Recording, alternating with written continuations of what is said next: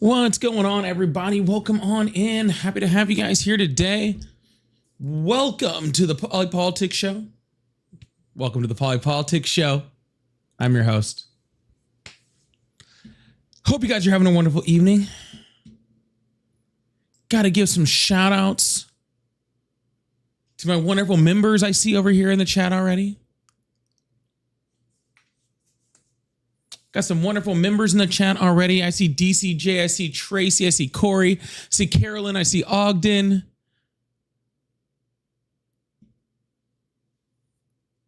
Hope all of y'all are absolutely wonderful and doing great today. I see Myth and Denise over there too, over in TikTok land. I appreciate y'all. I hope everybody is having a wonderful Thursday. I hope you guys are over here having a wonderful Thursday. Ryan, what's going on, brother?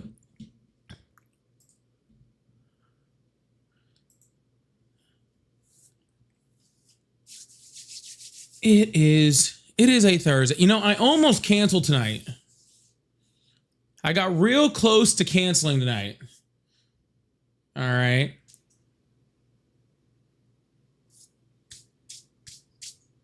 I got real close to canceling tonight because, well, honestly, Ari and I both have tomorrow off. And I was like, you know what? We're going to cancel tonight. We're going to go do something else. And I was like, you know what? I'm going to be here for y'all. I'm going to be here for y'all. I just decided that. Yeah. I can't be a quitter, okay? I can't make it look like I got fired like Pam Bondi, okay? Dory, I see you over there too. When will gas prices go down? Well, Pam Bondi's fired, so I'm sure like any day. Hey, what's going on, Dax? How you doing? I'm sure like any day. I'm pretty sure Pam Bondi was the person is the person that was keeping gas prices high. All right. I'm pretty sure that's what was happening.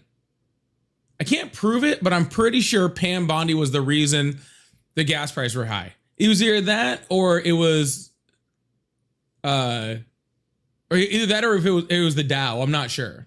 The Dow. Is that 50,000?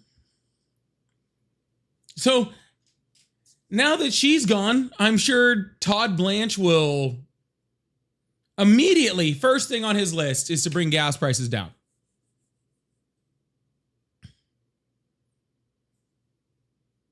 The guy who said, you know, being friends with Epstein isn't a crime. Quote unquote, by the way.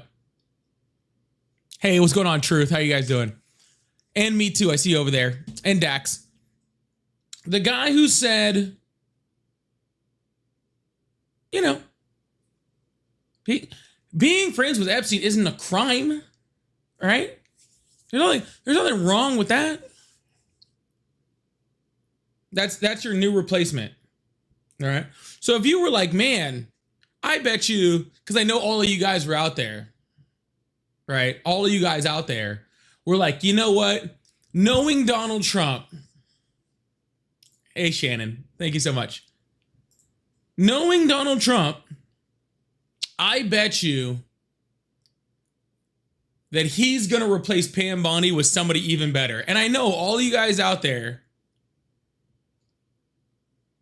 were like, you know what? Donald Trump, he's just in all of his brightness and intelligence. He's going to replace Cam Bondi with somebody just, you know, top tier, you know, somebody who really knows the law, somebody who really, you know, will stand up for things like the Constitution and the rule of law. I think it's going to be Ken Paxton, honestly, which, to be completely honest with you, if he replaces Pam Bondi with Ken Paxton, that is truly, I would have rather stayed with Pam Bondi. And that's not that. That is definitely a devil we know versus a devil we don't.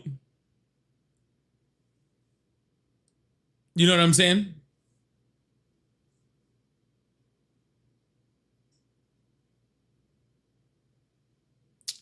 Mons, can you just remove Jalen out of my chat? I bring up guests when I'm ready, not when Jalen's ready, and he can go excuse himself, okay? You can just get rid of him for the day. All right? If Jalen can't be patient enough to wait for me to open up the guest box, then he can excuse himself from my live for the rest of the day. That's fine.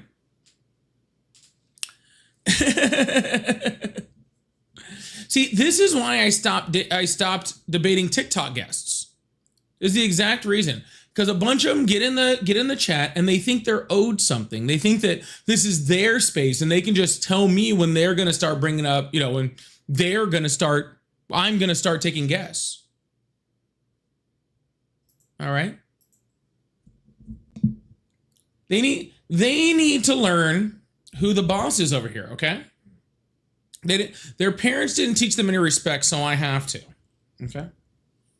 Also, I watched a funny video about how many Jalens there are in the NBA and how like disproportionate it is. It's really funny. Anyways, sorry, that's completely off subject. But yeah, I think he's going to replace him with Kim Paxton. And Kim Paxton is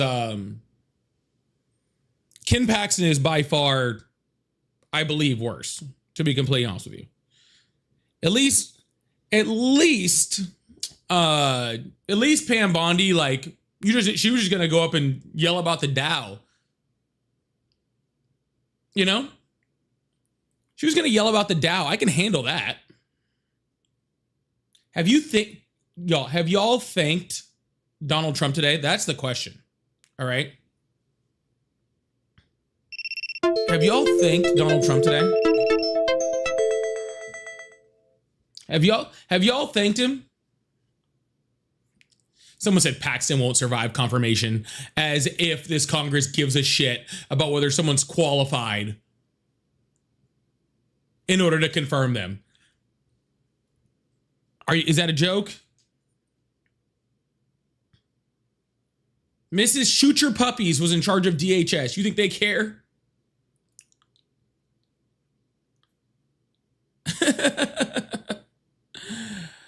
Y'all, as you guys are coming in, please come in and hit that like button. I really appreciate y'all. Thank you guys so much.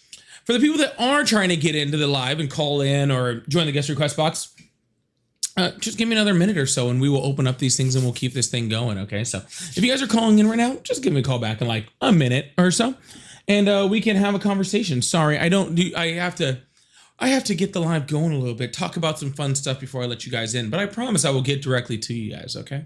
Unless your name is Jalen, then I don't want to talk to you.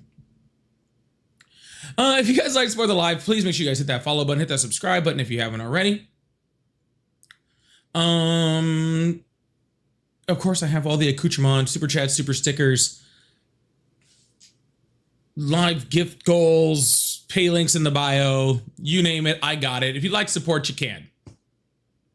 And if you don't like support, remember, liking is free. So that's always cool too. All right. Liking is free. Hopefully we don't have any like weird technical issues like we had yesterday, because yesterday I just had a whole camera just go down on me and I had to come back. It was rough. Shout out to Flexin and Jen and Norbert, old members that are in here now. So I want to say hi to them. And I think I flashed Shannon up there. Shannon, thank you so much for being here. And Jimmy, I saw you over there too. So just want to make sure I may say hi. Oh, Angelinator too. Got to make sure I say hi over there. Trying to catch all the members as they're coming in. So if I miss you, I'm sorry. But let's see who we got over here. All right.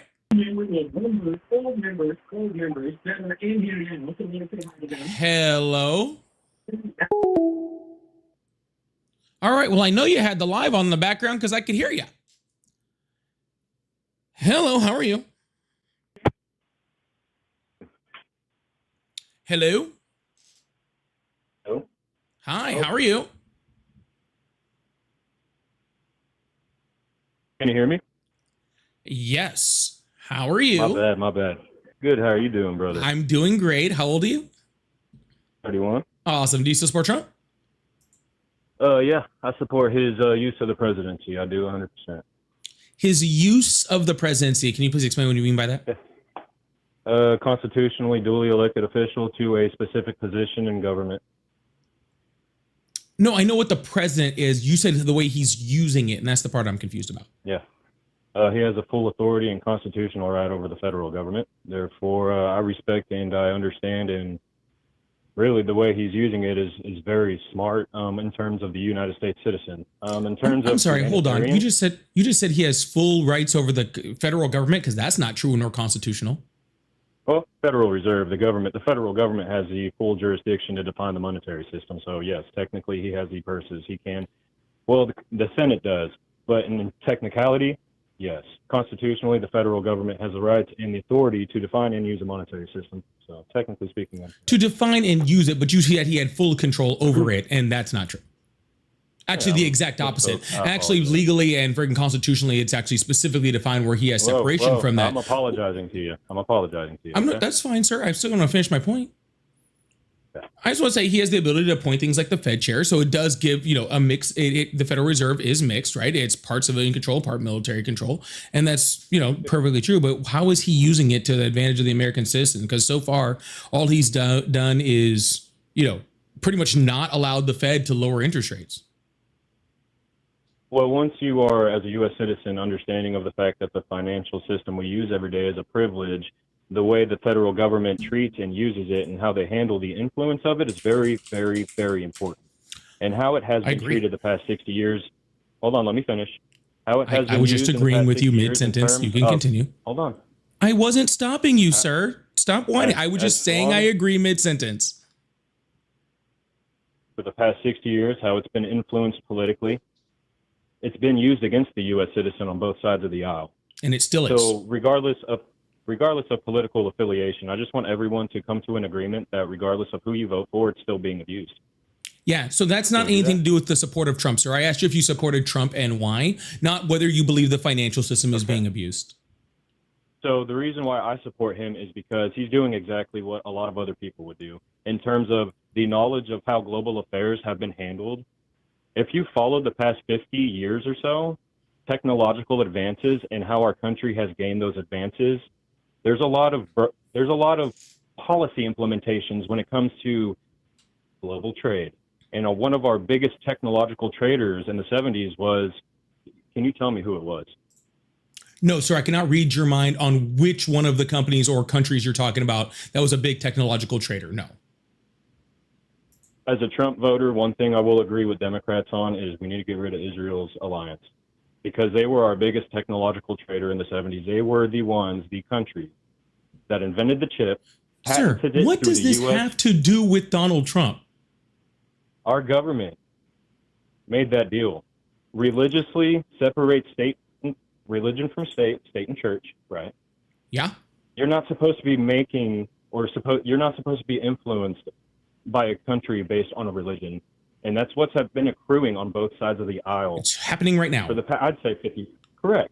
But then what does this have to do with Donald Trump? Why do you support Donald Trump?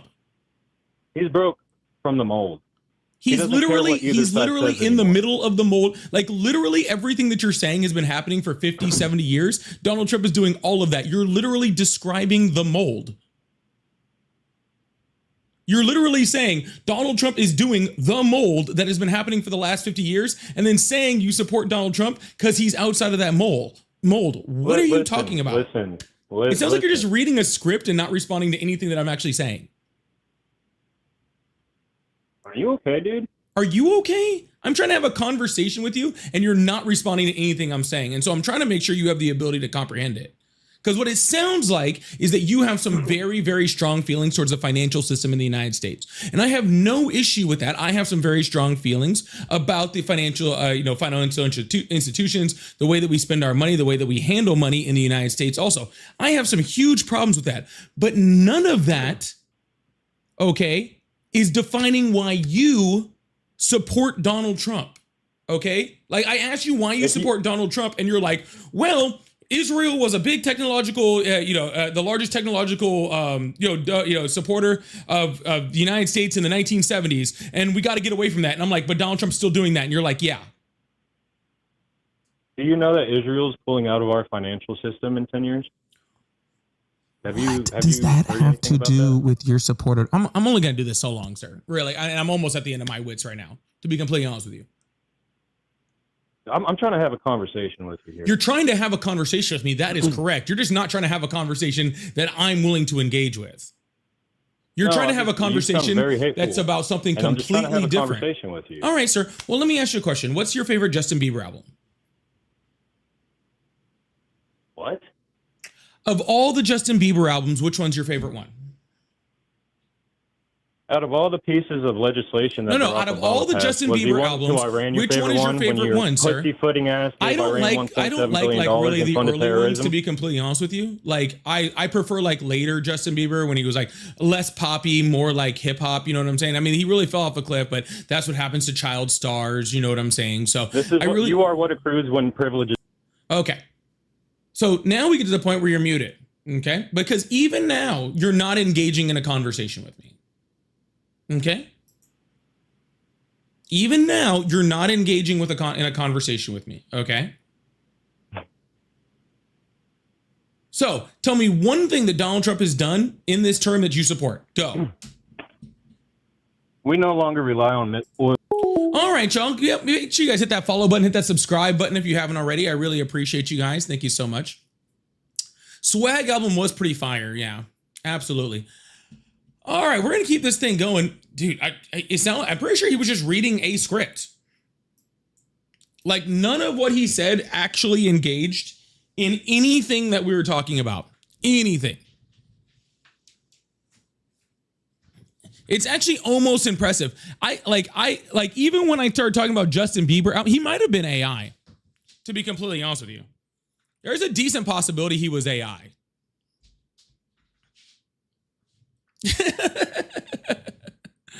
It's a decent possibility he was AI, because that was just a script being read. It didn't matter what I said. That script was gonna be read.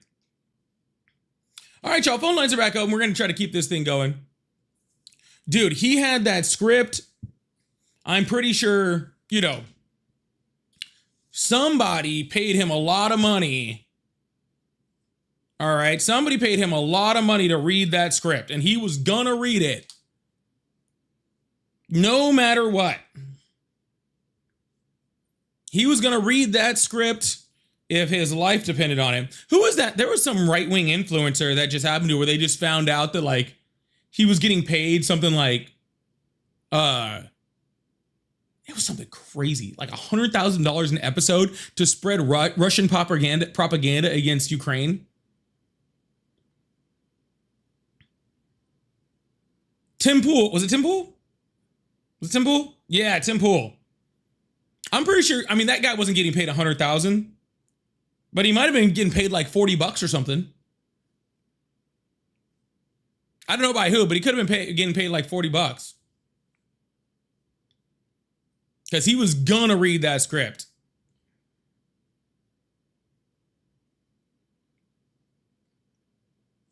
That dude was gonna read that script.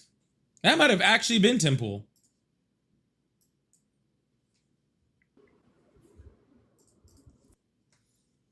Yeah, that might have actually been it. Yeah, it was like $100,000 an episode.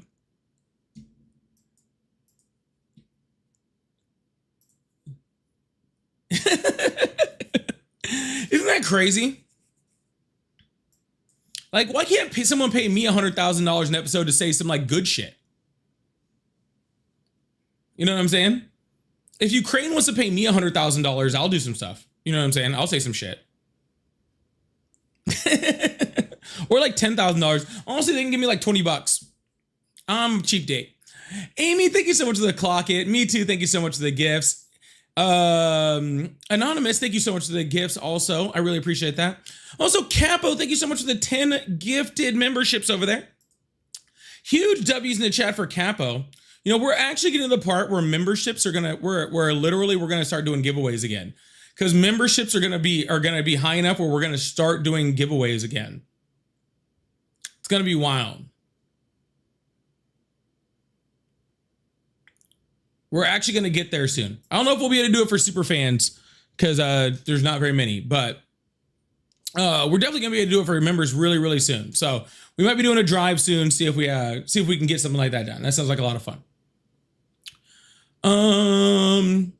Geo,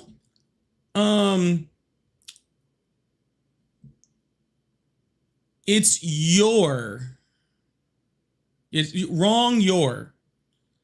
If you're gonna call someone a bad communicator, you should communicate better. Okay? Just a little bit for later. Yeah, if you're gonna call someone a bad communicator, I would advise you learning how to communicate. Okay? Huge up in the chat for Capo for those 10 gifted. I really appreciate that. All right. I'm just saying, when calling someone a bad communicator, learn how to communicate first. Hello, how are you? Epstein rape niggers. You know what I'm saying? It's just like, I don't know. Learn how to spell.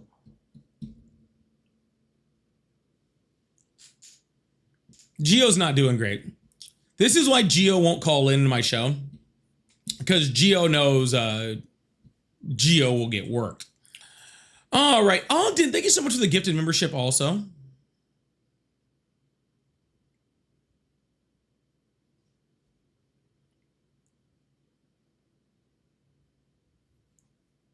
Geo wanted to let me know also that spelling is different from communicating in the form you do.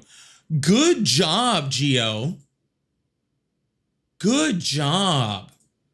They're both communicating. Okay. It's insane. Yeah, there's different forms of communication. Okay, bud? Aw. Geo's all upsetty spaghetti. Thank you so much, Ogden. Hello, how are you? Hey, it's Geo. Oh, it's Geo. Let's see if you're better at communicating this way than you are spelling. Hopefully so. I hope for your sake, so also, yeah. But no. But no, I just calling, so thought might as well. Awesome. Do you still support Trump? Yeah, for the most part. Awesome. Why is that?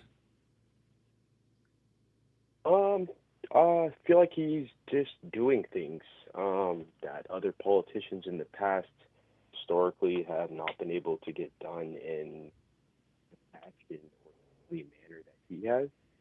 Like what? I don't agree with all of his rhetoric. For example, like the immigration issue. How is he getting anything done that any other president hasn't already gotten done, but better? But better? Yeah, everything that he's doing with immigration, he's doing less efficiently and with worse numbers than even recent presidents. And where are you getting that from? From the statistics from Customs and Border Protection, the statistics from ICE, the statistics from DHS, and all backed up by things like Cato Institute, Pew Research Center, Council for Immigration Studies. Yeah, he's deporting less people for more American tax dollars. Well, I'm not saying necessarily deportation. I'm just saying dealing with people that are on the streets that aren't legally here, supposed to be here. Deportation is a completely separate process apart from that. Well, deportation is the legal act that comes with immigration, and you said immigration. Just dealing with people on the streets is a policing action that has nothing to do with immigration. How so? How is dealing with people on the streets a policing action and not an immigration action? Yeah, people are scared. I mean, I would say in general, a lot of people who are not documented are scared to have any kind of interaction due to that fact. A lot of people that are documented are scared to have any type of interaction to that fact. Donald Trump has overturned the legal status of over 2.5 million immigrants in the United States. I'm sorry, say that one more time. I couldn't hear. Donald Trump has overturned the legal status of over 2.5 million people in the United States. He is currently went to the Supreme Court yesterday, okay, to try to argue that American citizens born in the United States, as legal as you can possibly be, shouldn't be allowed to be here. Mm-hmm. He's not scaring undocumented immigrants. He's scaring everybody. Yeah, and I'm a child of immigrants. So I don't agree with that. So, you know, obviously, you know, I don't agree with that part in particular. I don't agree with everything he's doing, but what I see oftentimes in the conversations you have with people is it's kind of like a comparative thing to, okay, what has Trump done to past presidents? And when that's how we compare. That's how we judge presidents. I understand the numbers. Say that again? Yeah, how else would you judge a president than based off of what other presidents have done? Well, because they're not always in the same situation. I mean, it's pretty relative to how you judge somebody. But immigration is not one of those ones where they're not in the same situation. There was a bunch of undocumented immigrants in the country under Biden. There was a bunch of undocumented immigrants in the country under Obama. There was a bunch of undocumented immigrants under Bush. This has been happening for decades and decades and decades, where we've had over 10 million, undocumented immigrants in the country. So this isn't something where he's in a different situation. He's in the same situation, handling it differently. So if I have multiple presidents handling the same situation, but differently, then that's a place for comparison, right? Very different from Donald Trump handling like COVID, where it's impossible to compare that to somebody else, except for other presidents that dealt with COVID or dealt with a pandemic, right? Sure. But if you're gonna say that logic that you just said that about referring to all the studies and stuff and the numbers, then that wouldn't really make sense, right? Because you're saying that he didn't do these things, but now you're saying that he is handling it differently than other presidents. That's kind of a contradictory, no? No, and I don't even know what you're trying to tell me. He's doing things differently towards the same situation. I'll give you an example. Maybe I'll clear this up, okay? So let me make this easier, okay? Okay. Under Obama's administration, there was like 10 million plus undocumented immigrants in the country, okay? Obama deported more people for less money, all right? And did it without building concentration camps or sending people to torture prisons. Okay? So if you're going to tell me that what Donald Trump is doing is what other presidents weren't able to do, okay, because I mean that's what you're saying, right? That was your initial statement, was that Donald Trump is able to do things that other presidents weren't able to do. So therefore I automatically have to use a comparison. Yeah, that was my initial example. Right. So therefore I have to compare because you're comparing. You're saying his is different than what every other president tried to do. Cool. Got it. So I have to compare.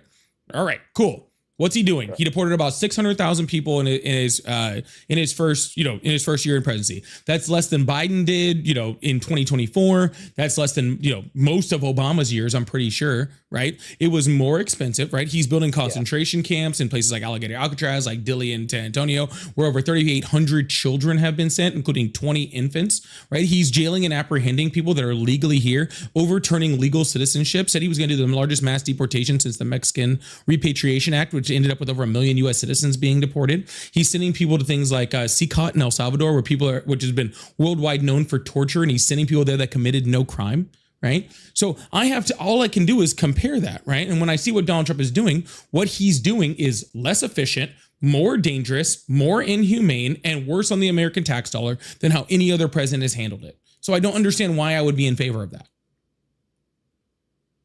Why you'd be in favor of what specifically? Of him deporting more people that are illegals? No, he didn't. Or him. He deported less people that are illegally here for more American tax dollars. No, I agree. I agree with your numbers, what you're saying. And of course he hasn't completed his term also. But why is it such a hot button issue if he's deported less people? And that seems to be a big reason why people don't like Trump, at least right now. Because the deportation isn't the issue. What is? What is the issue? That he's building concentration camps, that he's sending people to torture. Hold on. That he's sending people to torture prisons, that he's sending children to these concentration camps. Okay, that he's taking people out of their immigration hearings, people who are doing things the right way, right? People who are being sworn in for their legal residency in the US court system, who have been here for decades trying to do things the right way, and he's ripping them away from their court hearings and sending them back to countries away from their families when they've been like working and learning and being model freaking people in this country, contributing to the US society, okay? He's not going after criminals. He's not going after the worst. He's not going after cartel members, okay? He's not coming over here for people that are trying to do things the wrong way. He's using the IRS. He's using people who are paying their taxes, and he's using that as a way to deport more people. Well, no, the part where you say that he's not deporting criminals, that's who they went after first, and that there's numbers behind that. I mean, deportations in general, sure, Obama might have deported more people, or Bush, or prior presidents. But as far as people who are committing crimes, that's the first people that they went after. Incorrect. Less than 20% of the people that Donald Trump has arrested or deported have a criminal record at all, and less than 3%, actually about 2.7% of those have a violent criminal record. That's worse than most other presidents. So what is that? But what is that? So it has to be a violent thing for it to be a problem? I didn't say that, sir. Did you, sir? Listen to the whole sentence. 20% of them had less than 20% had any criminal record at all. Parking tickets, stole a candy bar. Less than 20% had anything. And then less than 3% had a violent criminal record. Okay. So when that is worse, okay, than every other recent president. Okay. So what I'm saying, sir, is you're saying he's going after criminals. He's not going after criminals. He literally, Stephen Miller called in all the heads of freaking like ICE and DHS and told them to stop going after criminals and to start going to Cardenas markets and 7-Elevens. But inherently, if we're talking about illegal immigrants, they're committing a crime, whether it's a violent crime, like you say, the percentage is very small. By the nature of them being in the country, they're committing a crime. And a lot of other countries have way, way more drastic laws than we do. A lot of other countries commit genocide too. Should we compare ourselves to those? No, I'm talking about first world countries. A lot of other countries freaking execute freaking political prisoners in the streets. Should we compare ourselves to those countries? We execute people here too. For being political prisoners? Maybe under Trump's America. Not for being political prisoners. Well, then you have to let me finish the rest of my sentence, sir. I said they were executing people for being political prisoners. You can't cut it off halfway through the sentence and then answer it. Okay? Yeah, but where are you talking about? Because you're just saying because other countries are worse than us, then that's what we should compare ourselves to. Yeah, there's always worse countries than us. There's also countries that are a lot better than us. If we're supposed to be such a great country, why are we not comparing ourselves to countries that are better than us, not worse than us? I agree. We should strive to be the best country we can be. Then why are you saying, hey, well, other countries are worse at it than us. Right? Other countries do worse things to people. I'm not trying to compare myself to what other countries that do worse things to people. I'm trying to compare myself to countries that do better things to people. Okay, and what country is dealing with immigration better than us? Right now, most of them. Literally most of them. Name one first world country that's dealing with Germany, Italy, people, UK, Netherlands, Norway, Sweden, fucking China, fucking Japan, Australia. Problems in the world. Yeah, and they're still dealing with it better than we are. That's what I'm saying. The UK has a bad. That's the reason why I specific. That's why I literally said the UK. I said it on purpose. Okay. Because literally, the UK does have an immigration issue. That is true. And yet they've somehow found a way to handle it without building concentration camps. Isn't that pretty impressive? I was saying Italy. I was referring Italy to too. How many concentration camps are there in Italy? How many concentration camps? Uh-huh. I don't know the exact number. Oh, I do. It's 0. Okay? It's 0. So you think that they don't detain North Africans that try to immigrate into They do. Italy? And then they send them back to North Africa. They don't put them in a concentration camp without any fucking charges, okay? Without any contact with anybody, without any contact with family, without any contact with law, without inhumane detention where they are underfed and don't even have room to fucking all lay down in the same cell. They don't do that. So therefore, Italy is handling their immigration system better than we are. But you keep saying concentration camps, and you're using that word like as if it's like Auschwitz or something. It's not. You agree that that's not the same thing. I didn't. You're the one who made that comparison. I never did. Well, what I mean, what other? Why would I have to agree to something I never said? Use that term? Why would I have to deny something? I never said it was Auschwitz. You're using that. No, I'm asking you. That's what. No, you said that I'm saying it as such. No, I'm not. You're taking it as such, but I'm not saying it as such. How? Okay, but I mean, be fair. Most people, when you say concentration camp, what do they think of? I don't know. I'm not most people. So how could I possibly know what most people think when thinking something? I'm telling you that's because there's a difference between a concentration camp and a detention center. And I think that's an inaccurate characterization of what they are. Incorrect. It is not, because there's a difference between a detention center and a concentration camp. Which is true. So I don't understand how it's a concentration camp when everything in the Geneva Convention is being followed. And it's actually not. Geneva Convention requires due process, and like what? I just said, because the Geneva Convention requires due process, and it's not. The Geneva Convention also says that everybody needs to be fed and that everybody needs to be, be treated humanely. They're being put in inhumane detention without correct amount of food and without correct health care. So no, they're actually not following the Geneva Convention. And where is that anecdotal? Is that anecdotal? No, it is insanely documented. Or are you getting... It is insanely documented. So literally, it was so documented that the White House had to come out and literally block television shows that were getting ready to spread it out to the people. Like literally every single time another documentary comes out where there's literally video evidence of all of these things happening, the Trump administration violates all of our First Amendment rights by blocking that information from coming out. If that's happening, I don't agree with that. I don't defend that. I don't defend any violations of any of our amendments. Really? Because Donald Trump was just found in court to be violating the First Amendment like 3 days ago.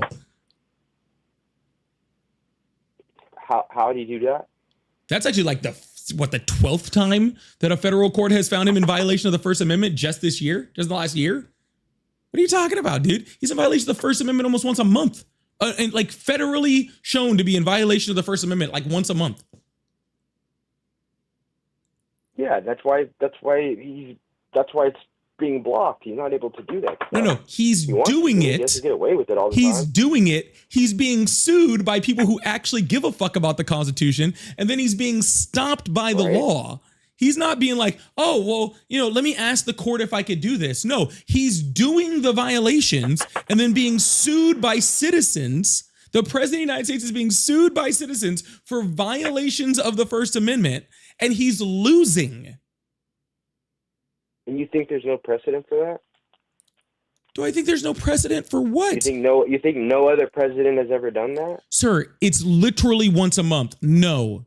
Not a single president in the history. The bad ones weren't freaking found in violation of a constitutional amendment once a month. And that's just one of the constitutional amendments he's been found in violation of.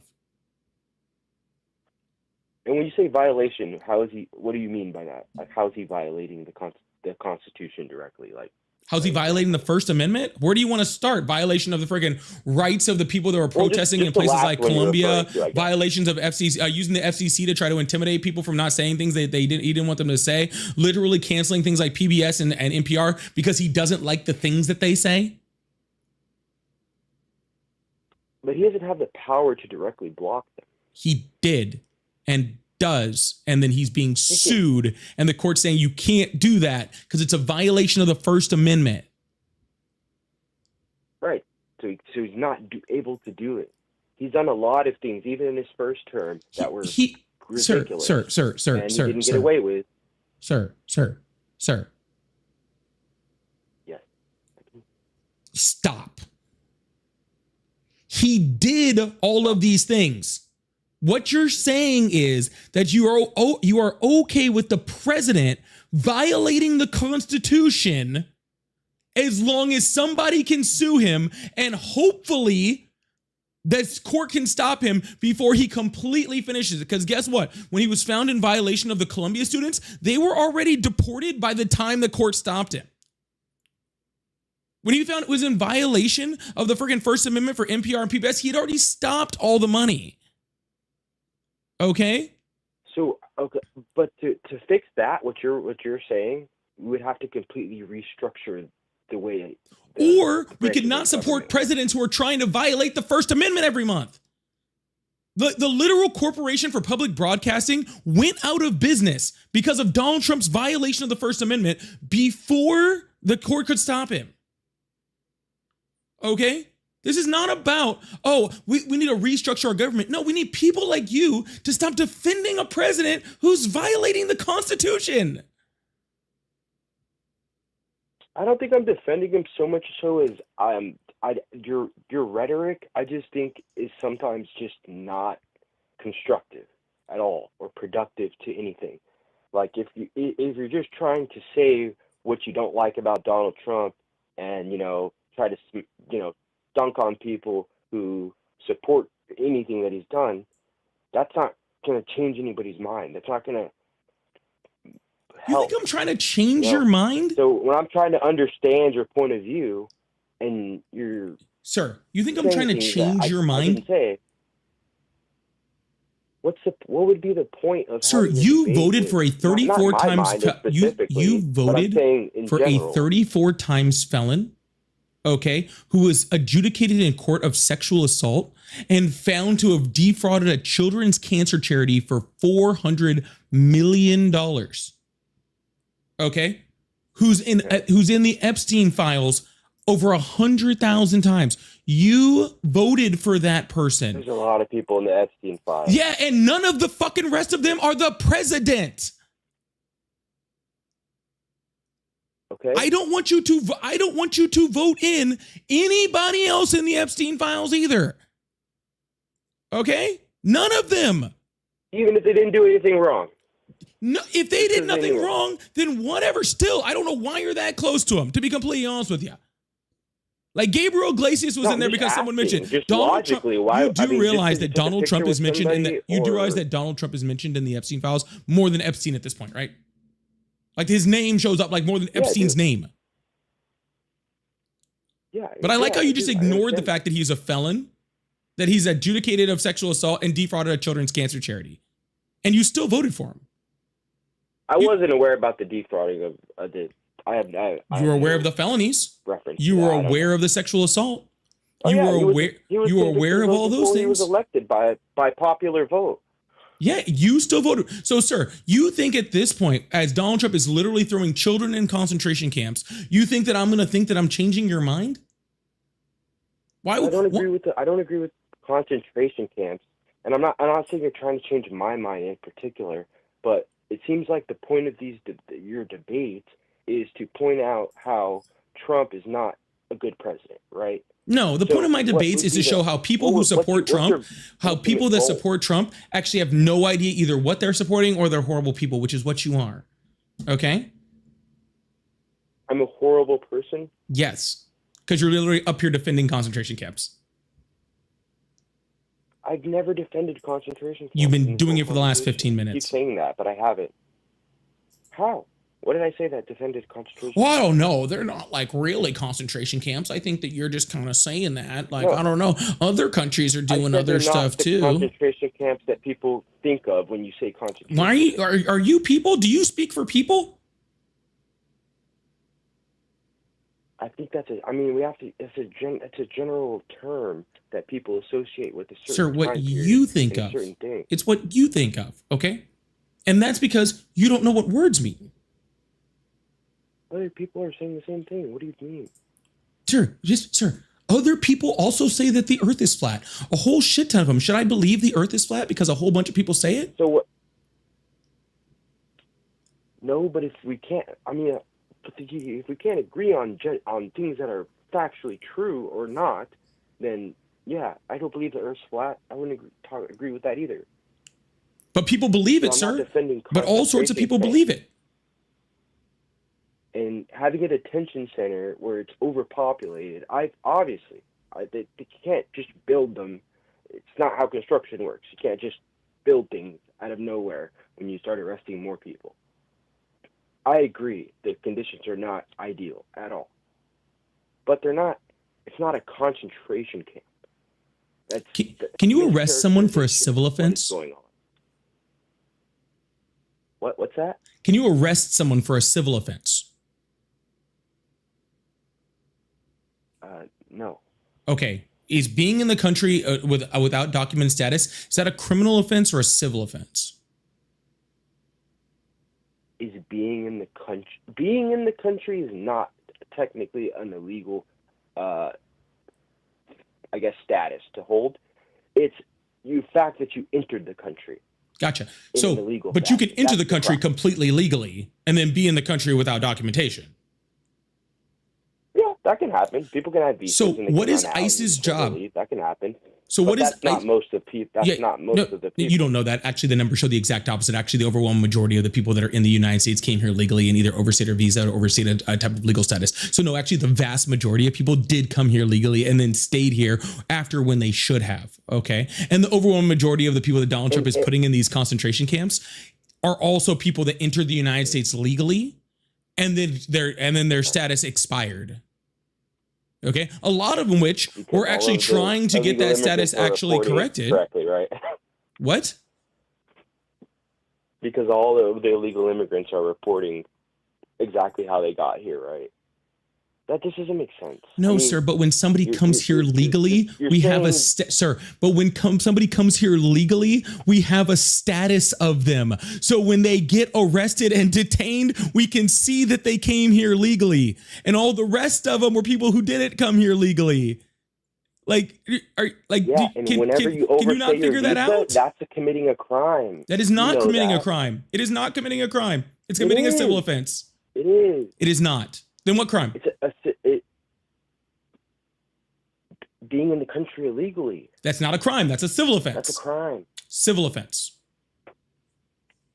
How can you be arrested for civil offense? How are they arresting people then? That's the problem, sir. Sir, that's the whole point that I was trying to get to, sir. That's the whole point that I was trying to get to. ICE's job is to detain and deport. Okay? That is their job. Not to build camps to put them in, not to build giant detention centers, okay? Not to do any of that. Their job is to take, and the civil penalty for being in the country undocumented is deportation. Okay? That's like the fine they have to pay is deportation. Okay? What is going on over here?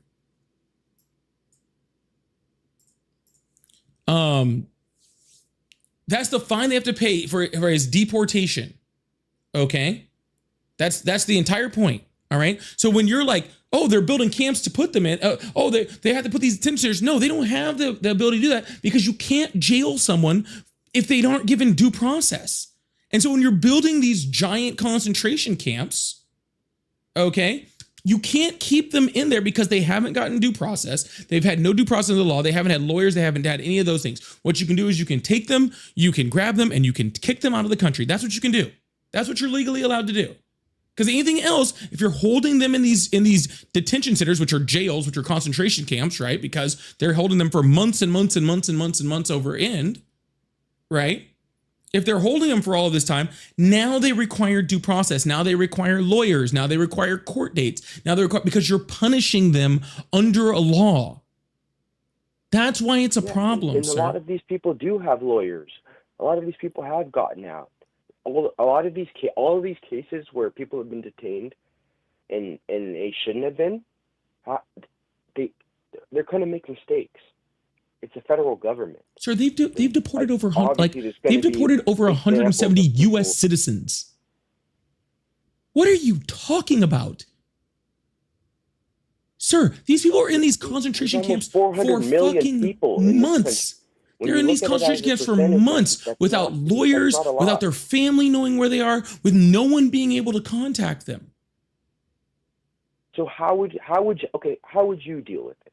Humanely. Like human fucking beings. How? Like why are you could change pretending? everything No, you asked me tomorrow, how I what would would deal you with it. do? Shut the fuck up and let me answer the question. Why does the right pretend for some reason or act like because of someone's immigration status, they can be treated like less than human beings? Okay? Because that's how you're treated. When I say that there are infants being sent to these concentration camps where they're given rotten food, if they're given food at all, for when I'm telling you that should make you want to throw up. Okay? Because of how inhumane it is to do to children. But instead you're like, oh, well, what was their immigration status? Dude, I don't give a fuck what their immigration status is. They're human fucking beings. They deserve food, water, shelter, running fucking water. They deserve to get treated like fucking human beings. If they're children, they deserve to get treated like fucking children, where they should be in school, not in a concentration camp, where they should be getting an education. Okay? We can have immigration laws. I said to stop talking while I'm answering the question. Be quiet. We can have a strong immigration system. We can do our best to make sure that the criminals are out of here, that the wrong people aren't here. We can have a strong border. We can have strong customs and border protection. We can build your fucking wall if you want. I don't give a shit. Okay? But the people who are not committing crimes, who are here because of a lapsed immigration status, or because they came from fucking Honduras to try to stop their family from starving or being politically persecuted, are human beings, okay? Crossing the border is a Class C misdemeanor. It's the same as jaywalking. And I don't see you advocating for jaywalkers being sent to detention centers without due process, okay? Human beings, how would I fix it? I would do it humanely. Just the way that freaking, like when Barack Obama was president, and we found out, oh, there's like cages and shit, and everybody lost their fucking minds because it was, hey, we're putting human beings in cages. That is fucking wrong, right? And the whole left stood up and went, nope, fuck that shit. You can't do that shit. And the Obama administration swapped it around and went, you're like, oh shit, we fucked up. Fucking fix it and start treating people like human beings. It's that simple. Immigrants are not the demon. They're not the devil. They're not the vermin. They're poisoning the blood of our country like Donald Trump says. They're not any of that stuff. They're human beings. Treat them like human beings. If you need to deport someone, then deport them.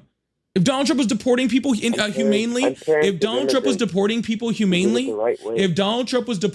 humanely, okay, then I would have a problem with it, but I have much less of a problem with it. Hey, he's treating them like human beings. He's doing what he's got to do, whatever. Okay? But he's treating people inhumanely, and the cruelty is the point. That's the problem. The cruelty is the point. And but the claims that you've made, are you done answering the question? I don't want to cut you off. No, the claims I'm not talking. that you've made about the quote unquote concentration camps, the food, shelter, water, you think that they're not getting that? I know that they're not getting that. Texas Star reported on it. So how are they alive? You can't survive more than 3 They days barely without are. water. Some of them aren't making it out of there. Well, of course, people die in jails, prisons all the time. I thought it wasn't a jail because it was not a crime. A detention center. You're calling it a concentration camp. Yeah, because people die in concentration camps. Whatever People don't you die in detention where centers, sir. Where they're holding them. They're getting food. They're getting water. They have a roof over their head. Sir, you want me to pull up like 97 different reports to say you're lying? Because I can. Like literally, that they're not getting water. Yeah, that they're getting dirty water, unclean water, unpotable water. That they're not getting fed, or they're getting fed one meal, or that 1 meal a day, if that, and it's rotten or not edible. Yeah. And where are you getting it from? From anecdotal evidence? Anecdotal evidence? You mean reports from inside the prison, like from workers people, inside the prison, from people that were saying, detained there? This happened. That's where you're getting the information from. What are you talking about, sir? Like there is oversight committees. Like they can't just do whatever. The oversight committees have been blocked out of the places by the Trump administration. The oversight committees have been blocked. Break the law and torture people on U.S. soil. Sir, you know that. The oversight committees in Congress have literally been blocked from going in these places by the Trump administration. They aren't allowed in. The oversight that's supposed to happen is not allowed to happen. He's attempted to block that, but he has successfully blocked it. Not in all facilities, he hasn't. I'm not asking your opinion, sir.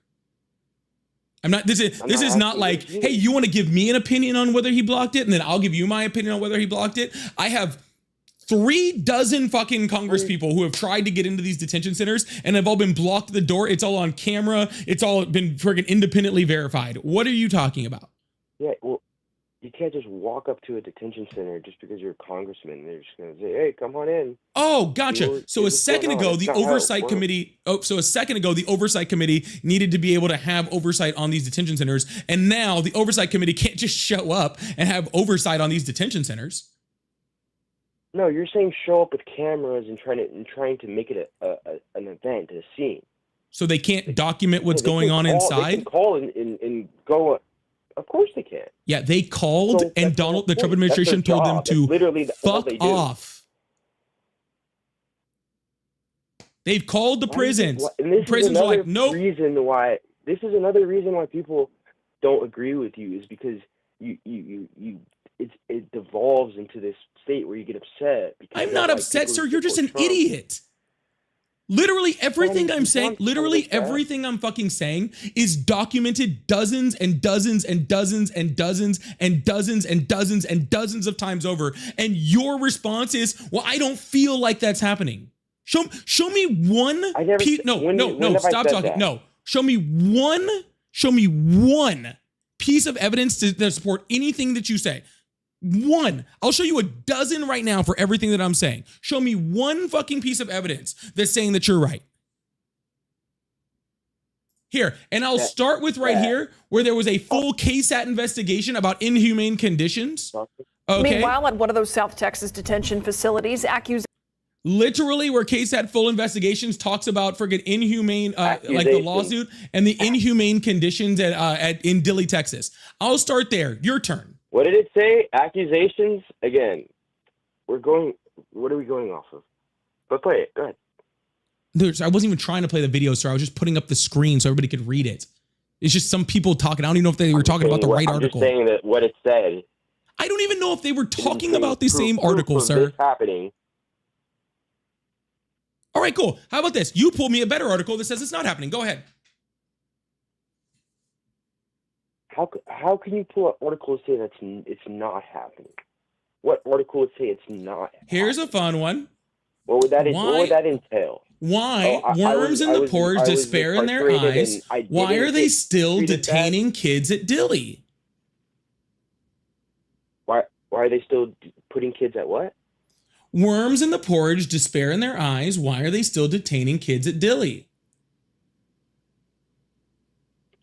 The morning porridge has worms, not all the time, but enough that the kids remember. Right? Food is often moldy, expired, repetitive, and lacking in inadequate nutrition. Water has putrid smell, and moms say it's making their kids sick. The kids are literally begging for slices of oranges.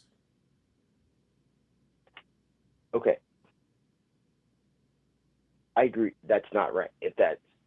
If somebody said that, or if that's a report you got from somewhere, but in normal USA jails or prisons, again, these people are being held. I understand your due process argument and all of those things, but in American citizens are served the same stuff: expired food, expired bread, expired whatever, and they're not going through this process. Okay, so I think you're trying to compare it to like as if you're a free world person and you're just going to be eating whatever you want and doing whatever you want. That's not the case. But the only thing we compare it to is other incarceration forms in the United States of America, because that's what we have, and that's what we've had.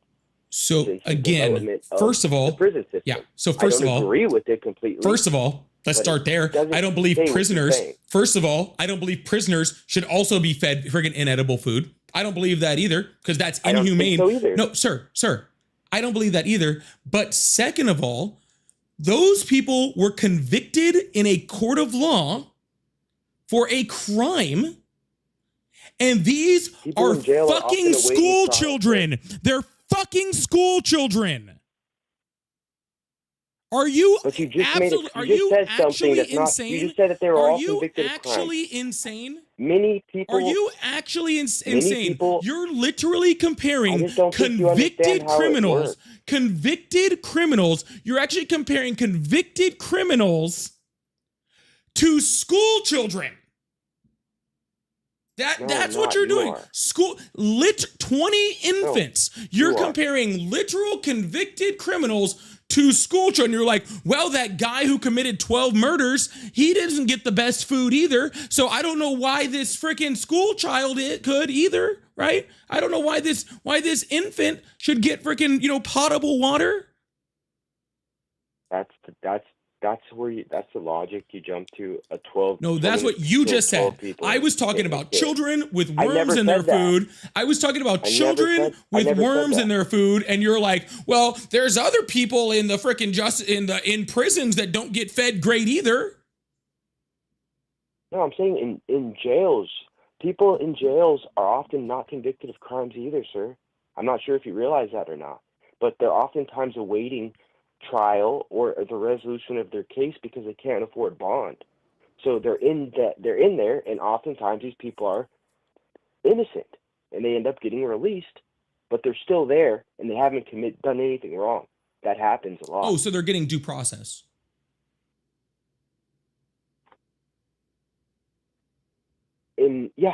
But they still have to be something that these migrants aren't getting, just like these people are. So no, they're not. You don't think they're getting processed? The people that are they're getting processed. That's not due process. Do you not know the difference between due process and being processed? Due process is what's the requirement to have due process? Do you not know the difference between due process and being processed? Yes, I understand the difference. What's the difference? Due process is a specific set of procedures that American citizens are entitled to if they're accused and they face trial or face any kind of crime. That's the difference. And then processing is you have no control over the situation, and whatever's going to happen is going to happen.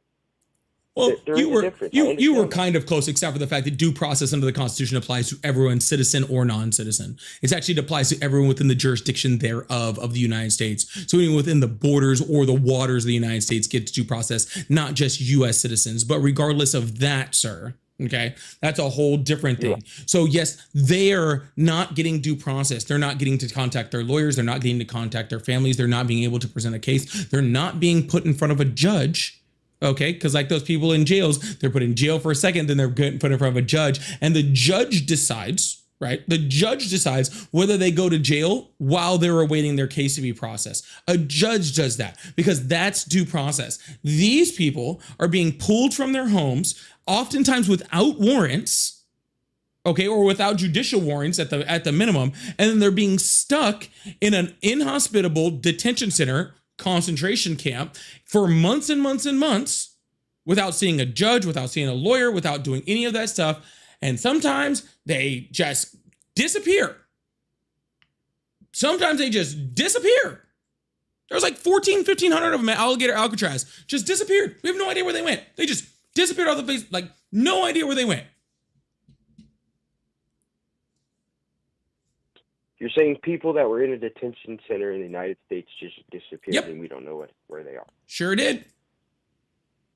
I haven't heard about this, so I'm genuinely asking. Sure did.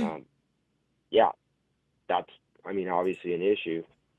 I don't agree with that. Obviously, an issue is one way to put it. I just think that these situations that you point out, it applies to immigration, obviously, because that's a really hot button issue right now.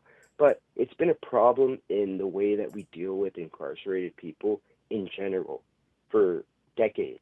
So the fact that now we're just doing it to people that are here illegally, and I understand the civil, the criminal, the difference, and it's how it's not technically a crime to just be here illegally. I understand all of that. But we can't also afford to just keep continuously letting people in forever. Sir, nobody's continuously letting people in forever, and not to mention on top of that, what do you mean Well, you can't I asked afford? you what you would do, and all you said was you would treat them humanely. Yes, But because we how weren't would talking about our immigration issue. You were talking anything about, else? we were talking about them being detained. Okay, not to mention the fact that in the last 50 years, they've already shown that immigrants in this country have had a surplus of $14.3 trillion to our nation. Surplus of 14 trillion. They're not costing us anything. They're giving us money. You think they don't cost the healthcare system anything? They do, and then they pay more than that back. That's what a surplus is. That's what a what is? A surplus. Yeah, a surplus takes into account how much they cost, right? And then calculates that in. I just didn't hear what you said. That's all. Yes, Yeah, they are I a understand. surplus of $14 trillion. Okay. So do you think that if they weren't there, that these jobs just wouldn't get done? That we would just Who say, the "Oh, fuck man, is talking can't- about Can't jobs? do it because they're not here. Like Who the fuck is talking about jobs? I didn't say anything about what's your point? jobs. I'm sorry, chat. Did y'all like it? Did I say jobs and I didn't realize it? Did I? Are you No, are you that like was my Donald Trump? question. Are I you like didn't say Donald you Trump said that. talking about talking to living presidents? Just like you said, I've said a lot of things I didn't say. I didn't say you said that. I'm asking you a question. I said Because that it they've originated, been and I a said, if you could $14 change things trillion overnight, what would you do? surplus. And all You said, was well, what do you humanity. think? Who's going to do the jobs? That's not a response to what I said. But you haven't answered my question. All you've said is humanity. I'm going to treat them humanely. That's a good start, don't you That think? doesn't- that's not going to. Okay, that is a good start. But you're saying one thing. We can agree to disagree. But under the Geneva Convention, they're being treated fairly. Under the I Geneva understand that Convention, it's they fireproof never stuff. got due process, so their entire detention is against the Geneva Convention. Literally, the I fact just that they don't are think being you don't detained have is to against the get Geneva work. Convention. I have two parents who are immigrants and went through the whole process. I don't give I just a don't think you fuck. get how it works when you have a legitimate claim to asylum or to whatever the situation is. Sir, are you trying to tokenize your parents because your parents did something? You think that you understand A, the whole process like you're an immigration lawyer or some shit, or two, that you've gone through the process, or even three, that has anything to do with what these migrants are going through? Sir, I don't give a shit if your parents are immigrants. The only thing that your parents being immigrants means is that A, you're a ladder puller because you're freaking experiencing all of the benefits of your parents being able to come over here and have you here, and you get birthright citizenship through that, right? And therefore you get to get all of the benefits of the American citizen, and you don't want other people to have those same things. And two, you're an idiot because you're supporting Donald Trump, who has literally just went to the Supreme Court to try to take your citizenship away. That's the only two things that means. One, you're a ladder puller, and two, you're must be really self-hating. I'm a ladder puller because my parents worked hard and built a life for themselves. You know how many people were working hard and building a life themselves that are in a concentration camp in Texas right now?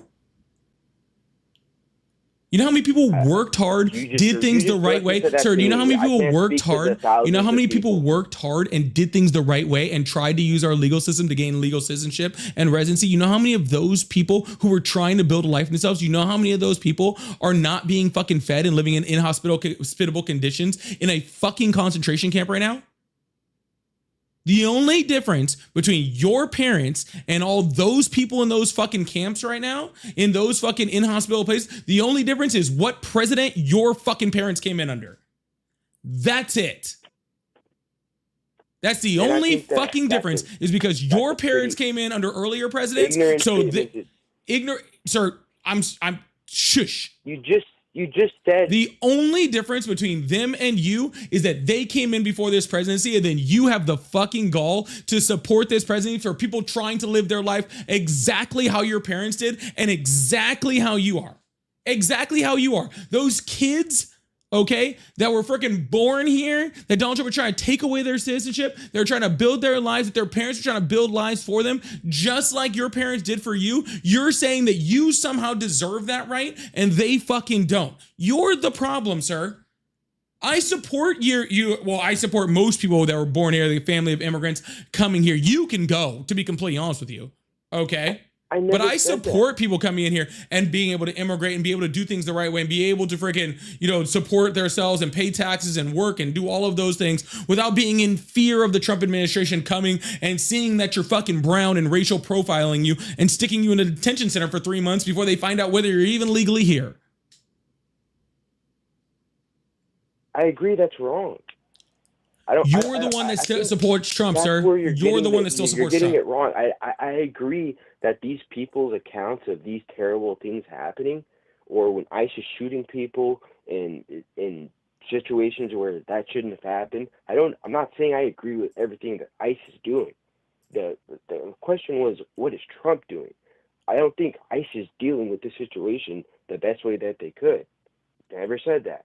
But I also don't think that characterizing them as concentration camps and that they're being treated inhumanely, like they're being tortured or something. Kids should not be there. That's a different thing. And you keep referring back to the kids, but most of them are not kids. Most of the people that are being detained are not kids. Obviously, there are kids there because the people choose to make the choice to bring their child with them here. So yes, there are kids there as well, but most of them are not kids, and they made a conscious decision to do something, and they understood the consequences, and here we are.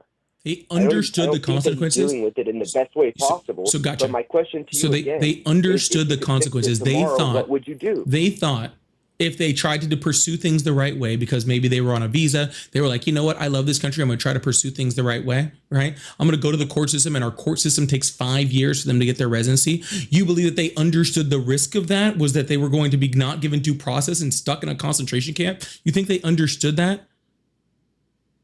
If you were no, answer my fucking question. You think somebody who came here and was trying to move things here legally thought that their freaking repercussion for trying to immigrate into this country legally was to be stuck in a concentration camp? That's what you thought that they knew their repercussion was. Are you speaking for them? What? I'm trying to answer your question. Then answer it. Made a conscious yes or decision. No? Yes, they made a conscious They knew decision. it. So they knew. Guys, gotcha. So people who have come here over the last 20 fucking years knew that somewhere down the line, Stephen Miller was going to end up in the fucking White House and Donald Trump was going to end up in the fucking White House, and they'd build concentration camps and stick them and their children in there. That's what this guy thinks. This guy thinks that a guy who's been here since he was fucking 5 and is 45 years old and has been living and working in this country trying to gain legal status thought that somewhere down the line there'd be a president who was going to stick him in a concentration camp or send him to a torture prison or send him to South Sudan when he's from fucking Mexico. Okay? To a war-torn, famine-torn country.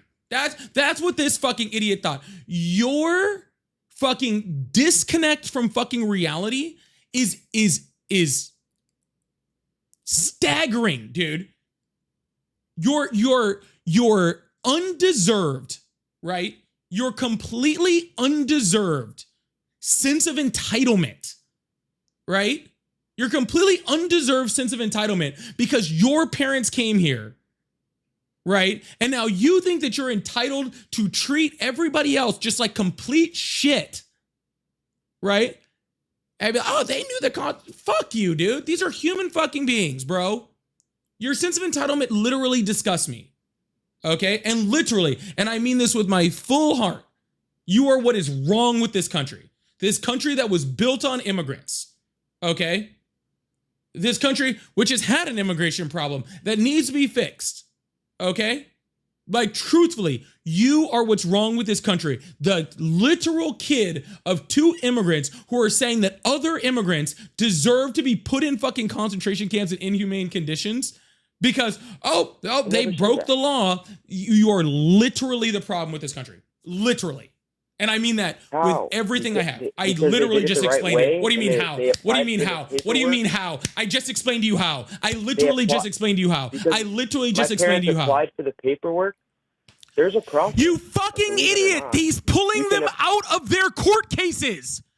They are literally going in where the judge is granting them fucking rights, granting them permanent residency, and Trump is sending ICE into the fucking courtroom and ripping them out. They are trying to do things the right way, you fucking imbecile. I have said that 12 times. How have you not comprehended this in your head yet? Holy fucking shit. I understand what you're saying. Holy shit, dude. I have said this It's 12 insane. fucking So times emotional. already. How have you not let this freaking get Why are you into so your head? upset? Huh? Why are you so upset? Because you're fucking sad, dude. Because we treat human beings like fucking human beings, and your disgusting fucking Hitler-esque fucking rhetoric about just send them to the fucking camps because they don't fucking belong here is going to destroy this fucking country, and it's fucking sickening. And people like you disgust me. You literally disgust me. Your lack of humanity and lack of care for other people literally fucking disgusts me. That's why I'm fucking upset. That's why I'm fucking upset. Because you're the reason, you're the way that countries end up like 1930s, 1940s Germany's. People like you. People like you. It is literally a slippery slope. That's where it fucking ends. That's where it fucking ends. Rhetoric like this, that's where it fucking ends. A complete lack of empathy, a complete lack of humanity, and fucking demonizing an entire culture or race or group of fucking people. That's how it fucking starts, dude. That's how it starts. That is just the small breeding ground that just festers and festers and festers and festers. And the next thing you know, you're having to wear symbols on your chest. And the next thing you know, it's just, we'll just get on the fucking train, dude. They just stop fighting the monarchy. Just get on the fucking train. It'll be okay. Don't worry about it. I'm sure what's happening over there is just fine. Why am I fucking upset? Why aren't you upset? Why aren't you upset that human beings, if children of immigrants like you, are getting treated horribly, getting treated inhumanely, getting treated like shit? Why are you not fucking upset? That's the fucking question. It's insane. That's the question is not why am I not upset? The question is why aren't you? How? Because, again, it goes back to the question that I asked almost 15 minutes ago. I don't give a shit. Fuck off, dude. Get the fuck off my fucking live. Holy shit.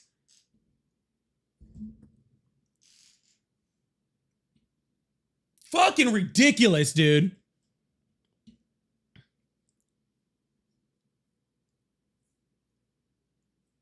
Sorry.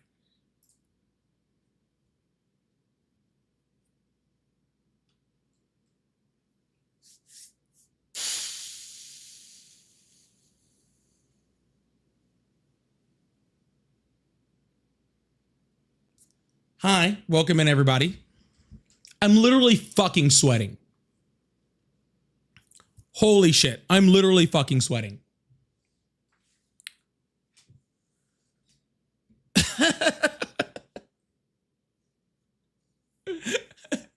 Yo, make sure you guys hit that follow button, hit that subscribe button if you haven't already. I really, really appreciate you guys. Thank you so much.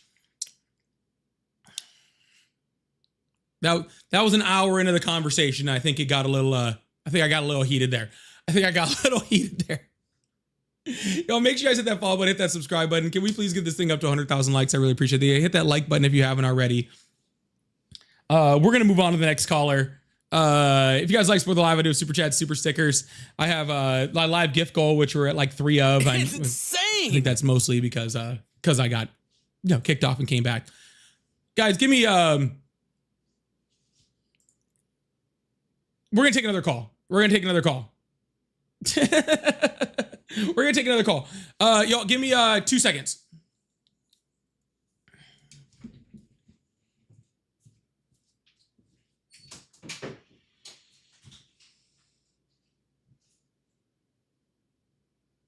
It's insane.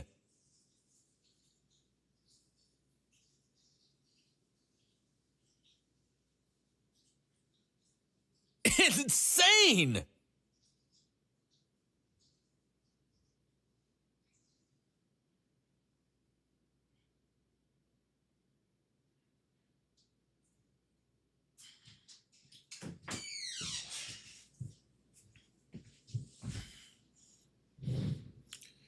Oh, all right. Sorry about that, y'all.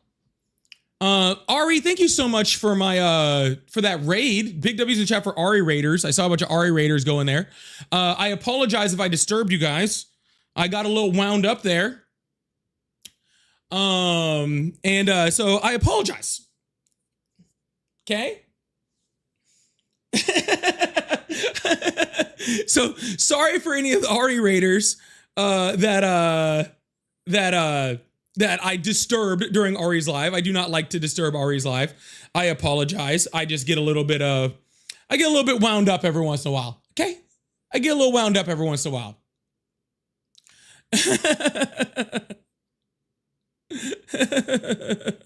It's insane. Oh my goodness. All right. Thank you guys so much for being here. I really appreciate you guys. Thank you so much. We're going to move on to the next caller. If you're new here, please make sure you guys hit that follow button, hit that subscribe button. All right. We're going to run through a few super chats real quick, and then I'm going to move on to the next caller just to give myself a quick break. It's insane. Chester said, "Hey, Paulie, here's a few pesos. I haven't been watching all the lives lately, and instead I've been watching the VOD. Keep up good work, though. I appreciate that. Thank you so much, Chester." X-Luxy said, "Grammar is the difference between knowing your shit and knowing your shit." Yeah, 100%.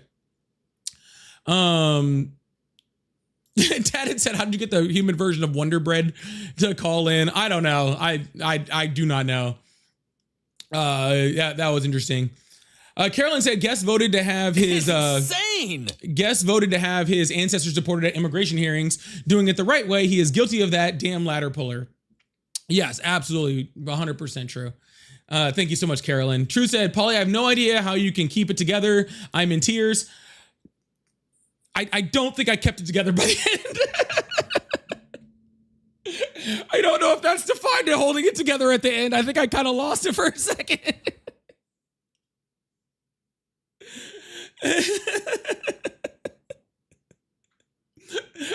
I don't think I kept it together at the end, but thanks, Truth. I appreciate that. Amber. I gotta mark several. All right, I do that. Okay. Amber, thank you so much for the $100 super chat. Holy shit. Can we get huge W's in the chat for Truth and for Amber? For the 50 and the $100 super chat. Holy shit.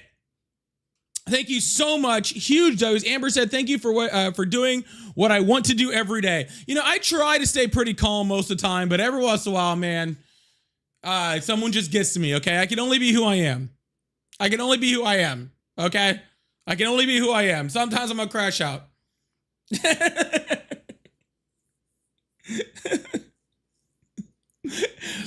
Jason, thank you so much for the $2. Said, "Never seen you get this heated, bro. Caller deserved it." Thank you so much. Ogden, thank you so much for the $10. Said, "Thank you for attempting to school this complacently ignorant, inhumane cultist, Paulie. Good job. This idiot was hell fixed on straying from the truth." I tried real hard. I really did. I did my best. Naylene said, thank you for all you do. Freddie said, sorry. I loved that. Sorry. I love that. Thank you so much, Freddie. I appreciate that. Draco said, heard you in Ari's live. I had to comment, breathe. Again, sorry, all the Ari Raiders. I apologize for disturbing. I know I'm kind of loud. Angela Nader, thank you so much for the 20. Bella, thank you so much for the 10. Said thank you. Norbert, thank you so much for the 10. Said thank you for being your voice. Truth again said thank you for what you're doing. Thank you so much. Truth with a huge 50. I really appreciate that. And so thank you guys so much. Also for all the little gifts that have come through. I really appreciate that over on YouTube. And for Dern for the map Polaris. Support the team with the blooming. Support the team with the super live. Support the team with the other super live. Chris with the Polaris. And Tati with the Polaris. Thank you guys so much. I really, really appreciate you guys. Thank you so much. That is just, thank you guys so much for showing all of the love. Like I really appreciate it. And I will try my best. Can we get extra W's in the chat again for Truth and for Amber for those just absolutely massive super chats? That is absolutely huge. And I don't want you guys to know that it doesn't go unnoticed. I'm just still wound up. So I'm like, I don't want to sound disingenuous, right? But like I'm like so wound up. I'm like kind of still moving fast. So I apologize, but thank you guys so much. Big W's chat. Light those W's up in the chat for that. All right. We're going to keep this thing going. I really appreciate you guys. If you guys like support, like you guys have seen, I do have super chats, super stickers, pay links in the bio. They're all at Polypolitics, Cash App, Venmo, PayPal. I also have the live gift goal. I'm doing the little star Polarises today. We're at like 25. So hopefully we can get up to like 50% on that pretty soon. Would love to get halfway through that gift goal if we could. Make sure you guys are sending those daily heart me's too. There's only been like 58. So we should be way higher than that. We should at least be at 100 by now, 100%. So make sure you guys send that daily heart me in case you forget. If you don't remember what that is, up by my name, hit the little heart buttons, hit the join or keep going, all that fun stuff. All right. Let's keep this thing moving. Hello, how are you? Hello, how are you? I'm doing great. How old are you? Surprisingly, I am 17. All right. Hey, man, sorry. I do appreciate you want to come up, but I do only take people that are over the age of 18 onto the live. But I do appreciate it, all right? Have a wonderful day. Hello, how are you? All right, goodbye. Never mind, scratch that. Oh my God, holy shit. Tara, thank you so much for the $50 over on Venmo. Sorry, I missed that. I totally apologize. I didn't get the notification. I just happened to check the email. Huge W's in the chat for Tara for the 50 over on the blue app over there. Big W's in the chat for Tara for that too. Hello? Holy shit. Thank you so much, Tara. I really appreciate that. Huge W's in the chat for Tara. Hello? Hello? Hi. Hi? Hello? Hi, yes. Hi, yes. Hello. How old are you? I'm 44. Awesome. Do you still support Trump? Yes, I do. Awesome. Why is that? Well, he's got a bit of a meta daddy. Yeah, I'm not doing that. Hello? Hello? Yes, sir. Hi, how are you? This is the first time seeing your stream, by the way. It's good stuff. Oh. Well, usually I'm not screaming, so. No, streaming. No, I said usually I'm not screaming on my stream, so. Oh, no, I didn't. How are you doing? I'm doing all right, man. How about yourself? Not bad. Awesome. Do you still support Trump? I do not anymore. Well, I'm very happy to hear that. During his, as a child growing up, I knew him as a businessman and all that stuff. And the first term, I did enjoy some good times, and I felt like a lot of people did. But however, the second term, I feel like he's gone a totally different direction with everything that he stood for. And I do not support him anymore, man. I think that it's travesty, honestly, what's going on now. Well, this is just all the stuff he tried to do in his first term, but he actually had people in the White House that would actually stop him. And the second term is him just doing things unabated, right? But I give people a little bit of a lax when they voted for him, like the first term and stuff like that. I mean, you didn't really know what what you were getting, like 100%. So I give a slight bias. I give a slight pass on 2016. If you're still voting for him in 2024, I don't know what you're doing, and I'm glad to hear you that you came over to the side of not Epstein. You know what I'm saying? So, but I do appreciate it. But hey, man, I am going to try to get some Trump supporters up here, but I hope you have a wonderful day. Okay. Yep. All right, man. W's in the chat for caller. I actually probably needed a little break right there. I'm like all amped up. I'm all amped up on Mountain Dew. I'm going to be all over you like a spider monkey. Hello. How are you? Hey, how are you doing? I'm doing great. How old are you? Hey, I am 46. Awesome. Do you still support Trump? I do not support Trump in the way you say, but I do support Trump under these rules, under the understanding that we live in America and he's allowed to do what he can do, right? And so therefore, we as the people are allowed to judge him on the things he's doing and vote out the people who support him for what he's doing. I just wanted to take a different view of this, if that's okay with you. Is that your view? Yes, my view is that Trump, when you say, do you support Trump, it's too broad of a question because it's like, yeah, you can support Trump doing whatever he's doing because we can also make him pay for it when we go to the polls. So he's allowed to do what he's allowed to do, and the things he's not allowed to do, we can always sue for, as, you know, people continuously do to this day. That doesn't sound like you support him. It just sounds like, I don't know. I don't even know what that sounds like. It sounds like some type of passive fence sitter. I don't know. Weird. No, I think at this point, I think people need to judge Trump on what he's doing, and I think people just simply need to wake up. He is allowed to do things.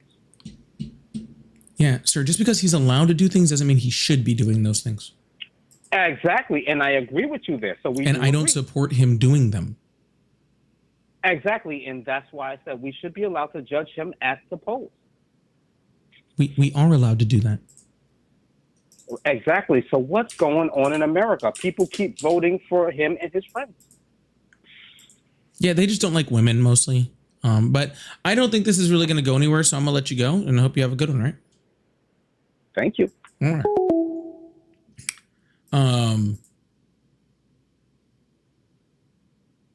I just don't know where that. Insane. I just don't know where that was going.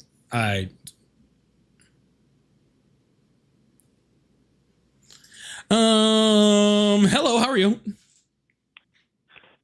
Dude, you got to set up your queue system, man. I really hate having to call like over and over and over. You know cool. Give me the money to do that then.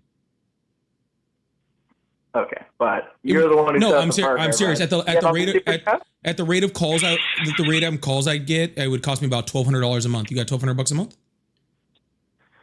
Well, I don't know. Just set up StreamYard, bro. StreamYard would be better. StreamYard doesn't do what I needed it to do, so no. Mm-hmm. So as soon as I see my Cash App hit $1,200 from you, then I'll just I'll go ahead and purchase that. Bro, you got $100 super chat. I'm sure you can afford. Oh, $100. Oh, okay. Well, that's the same as $1,200. Probably get smarter calls. All right, I'm just gonna hang up on you because I do not care. Mostly, I'm hanging up on you because I just know that how many times you've called and you've whined about it, and now I just want you to waste more of your time. And since you're wasting mine,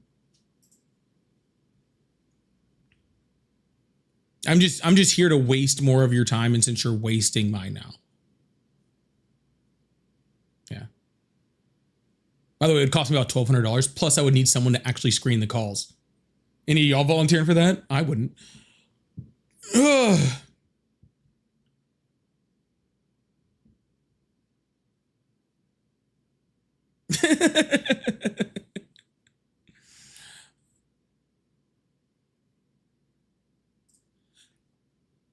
Hello? Bro, are you scared? You don't want to debate? Oh, no. I was just trying to waste your time like you're wasting mine.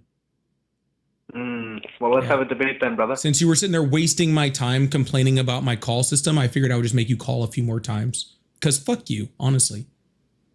Well, you're a bitch too, but let's have a debate, buddy. Oh, okay. All right, cool. You're not. All right. We're going to keep moving on to the next person. Really appreciate you guys. Thank you so much. Do do do.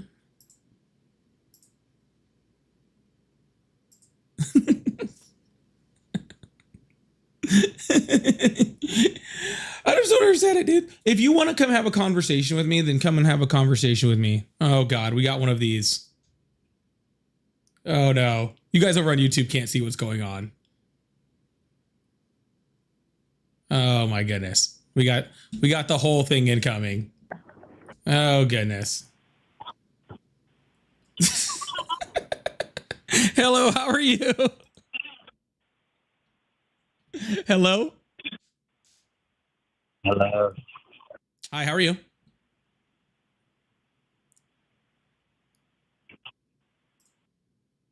Bro was getting after it, dude. Hello, how are you? Hey, you know Democrats are pedophiles too, right? I'm not a Democrat. I'm against all pedophiles. Okay, we can agree. Okay. Are you a retard? No. Okay. Very cool. All right, well, glad we wasted the last of those brain cells you had in there. Hello, how are you? Good. Awesome. How old are you? Hey, I'm 24. Awesome. No, I just honestly, I liked Trump at one point. I was just kind of wondering, do you hate people who liked Trump or who do like Trump, or because I at this point fucking hate Trump. I really do try really hard in my life not to hate people, right? And just personally, okay. I really do try that, and so I don't hate people. I don't hate most people, even people that voted for Trump, right? I dislike you. I disagree with you, and I think a lot of the things that people are still supporting. But really, I don't think anybody. I think a lot of people are just conned, and they're still being conned, and a lot of people are waking up, right? And so I don't hate. They should. I will say, when it comes to hate, that last main guest I had, he got about as close as you can get, because I do hate ladder pullers. I hate fucking ladder pullers, dude. I fucking hate ladder pullers. I hate ladder pullers and I hate fascists. Those are two people I hate, right? I hate ladder pullers and I hate fascists, right? But I don't say that I hate every general person that voted for Trump. I know people that voted for Trump, and it's not all of them. I think a lot of people just are uninformed. I think that's most of what it is. At this point, I hate the terminology liberal and you know, the right and all that type of stuff. You know, I feel like at this point we should all come together. You know, it's getting stupid at this point. Yeah, well, we need to all come together against fascism first, right? Which is what we're fighting against: inhumane treatment of people, including immigrants, right? We need to come together against all of that and take this out, and I mean, right? which I was a part of that, and you know. I'm just saying, then we can argue about the semantics of the rest of it later. You know, I was like, oh, they're just going to come and get, you know, the extreme crazy people over here. Hell no, that's not what they did. They just they came and got anybody they wanted. You know? And, and literally abused people while they were doing it. Yeah, absolutely. I mean, but again, when he was linked to the Heritage Foundation, linked to people like Stephen Miller, you had to know this was going to happen before he was elected. And unfortunately, all of this was predictable. All of this was predicted by, you know, many people like me and many other people that do this on the left. And it was just, it was pretty predictable. But hey, man, I am going to let you go, see if I can get a Trump supporter up here. But I hope you have a good day. Right? Yeah. No, you got more people to talk to. You have a good night. You too, man. Hello, how are you? Predicted by, you know, many people like me and many other people. Hello? On the left. It was just. Sir, if you are calling right now, you are on the line. Please turn off the live in the background. I am here. You got more people to talk to. You have a good night. I'm just picturing them just like staring at the phone, and they can't they must just be staring at it like that. It's very confusing how they got there. Katai, I always pronounce your name right. I think I'm right. Katai.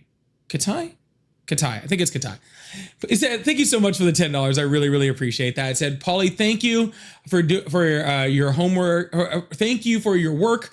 Introduce you to some of my my Trump supporter friends, and you are making them second guess a lot of what Trump is doing. Well, that's about the biggest win I could have heard of in my entire life. So big W's in the chat for Katai,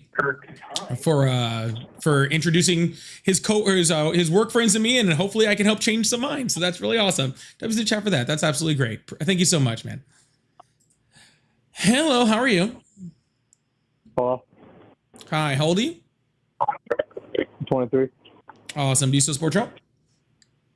Yeah. Awesome. Why is that? I'm a construction worker, and I think that a lot of these illegal immigrants are taking our jobs. I think a lot of migrants in total might be taking your jobs. Yeah. That's true. Yeah. So. But a lot of them, I work with most of the people that do take our jobs and get them cheaper are illegal immigrants. No, that's not true. The overwhelming majority of people that are migrants that are in the construction industry are legal migrants, right? That happens a lot. Well more. I mean, just the numbers alone would go for that. Plus, a good portion of companies won't hire people like undocumented immigrants, right? Because that's wrong. But as a whole, right, in the United States, right, immigrants create, and especially and even undocumented immigrants, actually almost especially undocumented immigrants, create more jobs than they take away, right? So. They even help to create jobs within the construction industry, right? They just take away some jobs also, right? It's pretty even. I wonder how even it really is, though. I mean, they're not allowed to start companies. Right, exactly. They're not allowed to start. Contractor. Yeah, you're right. They're not allowed to start companies, but then but their bosses were, their foremans were, their coworkers were, and then even if they're doing jobs, right? Like say that you have like undocumented immigrants that are doing, like building an apartment complex, right? Well, then that creates the jobs for the American citizens who are doing the plumbing, who are doing the electricity, who are doing the roofing, or doing, just who supply the appliances and do all of those things, right? So even in the cases where they are taking jobs as far as construction, they're creating jobs in a whole bunch of other places that our Americans are taking. Actually, if you look at the undocumented population of the United States, they create jobs almost 1-to-1. A study right here from 2025 says that up to 29% of total foreign-born population in the United States are illegal immigrants. 29% of the foreign-born population. Yeah, that doesn't surprise me. And I'm that means that over 70%. Are not illegal. Yeah, that means that 70% are documented, right? So the overwhelming majority. That is true, but 30% is still a good amount. Yeah, but you didn't say a good amount. You said most of them are, and I said the overwhelming majority are documented. Only very few of the ones out here that I've seen are documented or legal. Sir, how can you see someone and tell whether they're documented or legal or not? I mean, I talked to them. They're honest about it. I'm not going to call ICE or anything like that, I mean, I like them as people. I just think that they are taking a lot of our work. It just seems kind of weird to me that somebody who is undocumented would just tell you that they're undocumented for no reason. I mean, just the other day they were telling that in Mississippi how a lot of their buddies got caught up. I mean, they're not worried about me, I mean, I'm cool with them. Well, I'm just saying, like, if I was an undocumented immigrant, which I've never been, right? Like, whatever. But if I was an undocumented immigrant, like, I sure as hell wouldn't be telling some like random white dude at a construction site that I'm undocumented. Like, maybe you wouldn't call ICE, but probably like 80% of y'all would. So. My boss runs 2 crews, and actually a full crew that works for our company is completely illegal. Gotcha. So you're admitting that your company is committing a crime? You want to tell me what that company is? I'm good on that, but... I'm just saying you're literally admitting that not only is your company committing a crime, but you're aware of that crime. Well, I work as a 1099, so it's nothing to do with me. Oh, gotcha. So it's not your company. Not my company. I'm saying the company I work for. Sir, I'll tell you this, and honestly, just like that this whole rhetoric just feels like bullshit to me. Okay, because I did roofing in California, right, sir? So I did roofing in California. That's what I do. I do metal roofing. That's fine, sir, and that's fine. I'm not arguing that's not what you do. I'm just saying I did roofing in California, right, in the early 2000s, right, when California had one of the largest, immigrant and undocumented migrant populations in the United States. Right.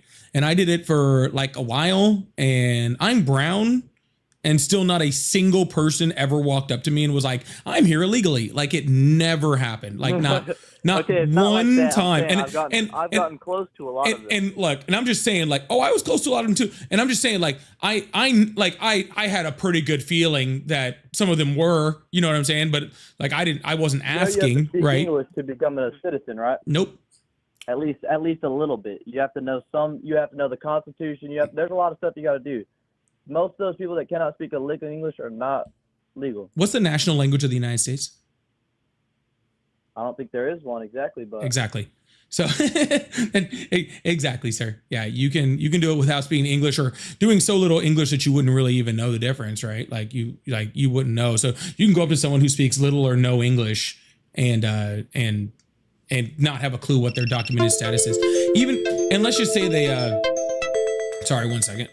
Have to get rid of that. And even if they weren't U.S. citizens, right, they could still be documented and legal here. They could be here on work visas. There's so many numbers of ways they could be here on a permanent residency, right? There's so many ways that they could be here legally and not and be documented and also not be U.S. citizens. So there's lots of gap room in between there. Yeah, that is true. So, and that's what I'm saying. So all I'm saying is I worked in roofing. I'm not saying I did it for a long time because that job sucks. Like more power to you. One second, sir. One second, sir. I'm just saying like more power to you, sir. Like I'm not saying roofing is a very hard job. I did it long enough to know that I didn't want to fucking do it, right? Because it sucks. Yeah. But what I'm saying is, sir, is like during that whole time, no one's ever walked up to me and just like told me like, hey, I'm here illegally. Like that's crazy. Like that's just nuts, right? And like I said, I'm not denying that places like construction, places like agriculture, right, are a place where a lot of immigrants work in, and undocumented immigrants work in those sectors too. I'm not saying that they're not. I'm saying as a whole, the United States benefits from their service, right? Like they do. It's just they just do. But also, we have to eat the bad end of it. We got to work for cheaper because they'll do it for cheaper. Right. Well, so like I'm not against companies. I'm against companies hiring undocumented immigrants. And if people are documented and they're following within our labor laws, right, so that, companies aren't paying, under a required amount of wage or under a certain amount of wage, right? But if people are just willing to do a job cheaper than you and they live in the United States and they're here, documented, then that's just capitalism, baby. You know what I'm saying? Like that's the system it is, but they're sending all their money back off to their country. We're not. So there what? Should be no reason we should support it. So what? Why do you care if they're sending money back to their country? Well, I'm just saying it ain't no good for the rest of us. It is very good for the rest of us because they still have to live here. They still have to buy things. They still have to buy food. They still have to do all of those things. They're still paying taxes. They're still paying into Social Security, right? The Cato Institute has shown that immigrants in this country in the last 50 years have had a $14.3 trillion surplus in the United States. So, and currently we're insolvent. So, I think that that any contribution that we can get right now is pretty helpful,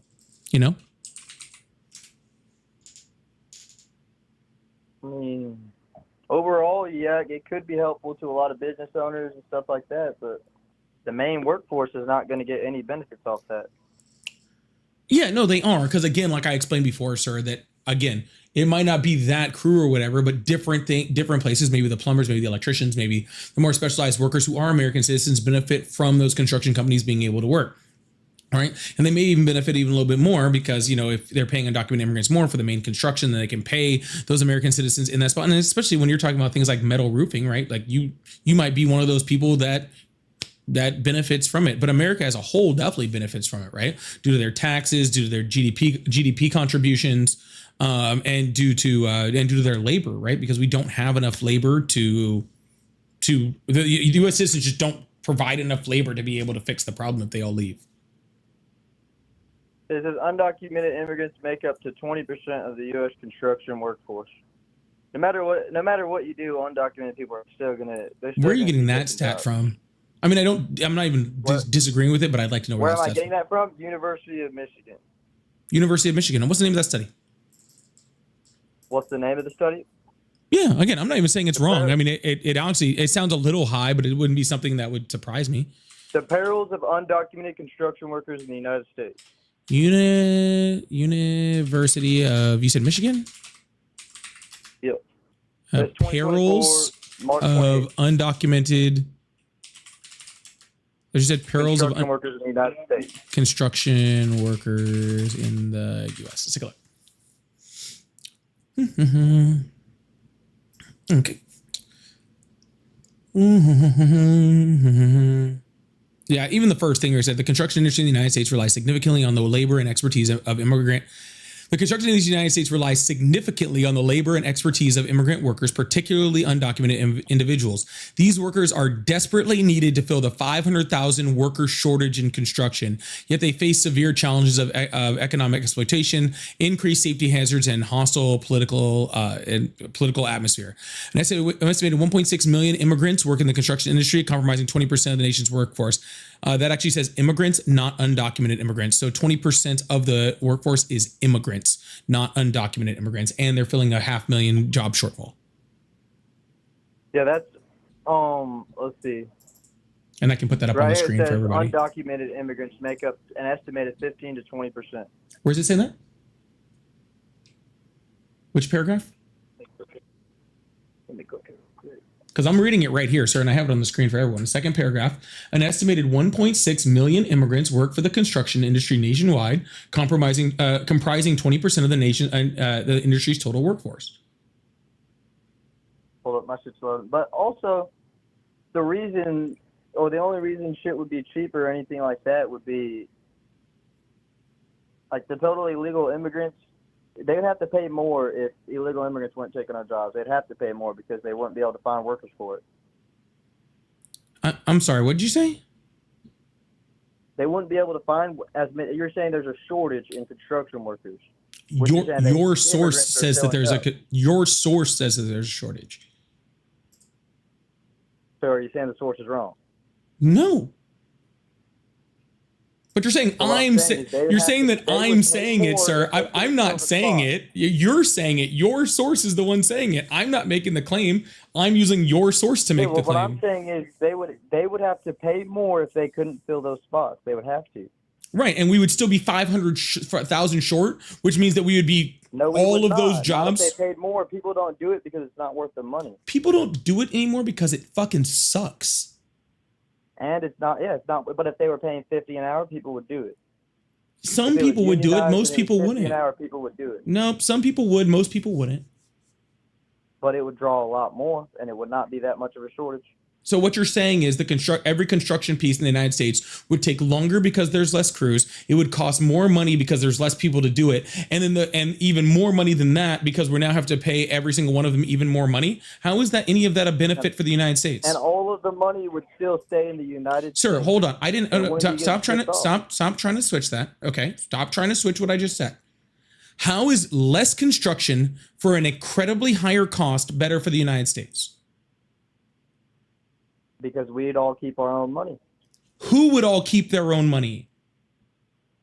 Well, the money would circulate through the U.S. instead of going off to other foreign Most countries. of it is already still circulating through the United States, sir. Even the money that goes to undocumented immigrants, most of it is still circulating through the United States. And we send, and if it's not going that way, it'll go to the literally millions of businesses in the United States that buy things from China or to Mexico, right? You buy a Harley Davidson. Guess what? You're sending some of your money to Mexico, dude.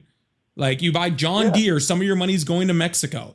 Okay, like I don't know why we're worried about the undocumented immigrants sending pennies, sir. I don't know why we're worried about the undocumented immigrants sending pennies back for their family to eat when our companies and our money are going to foreign countries all the time. Like that doesn't make any sense. But my question was, how is it better for the United States to get less construction for a significantly higher cost?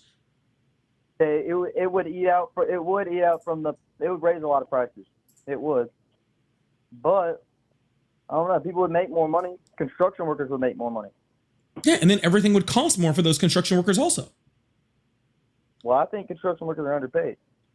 I don't disagree with that, sir. But if you pay construction workers more and then everything around goes up because construction prices went up, then they end up paying more too.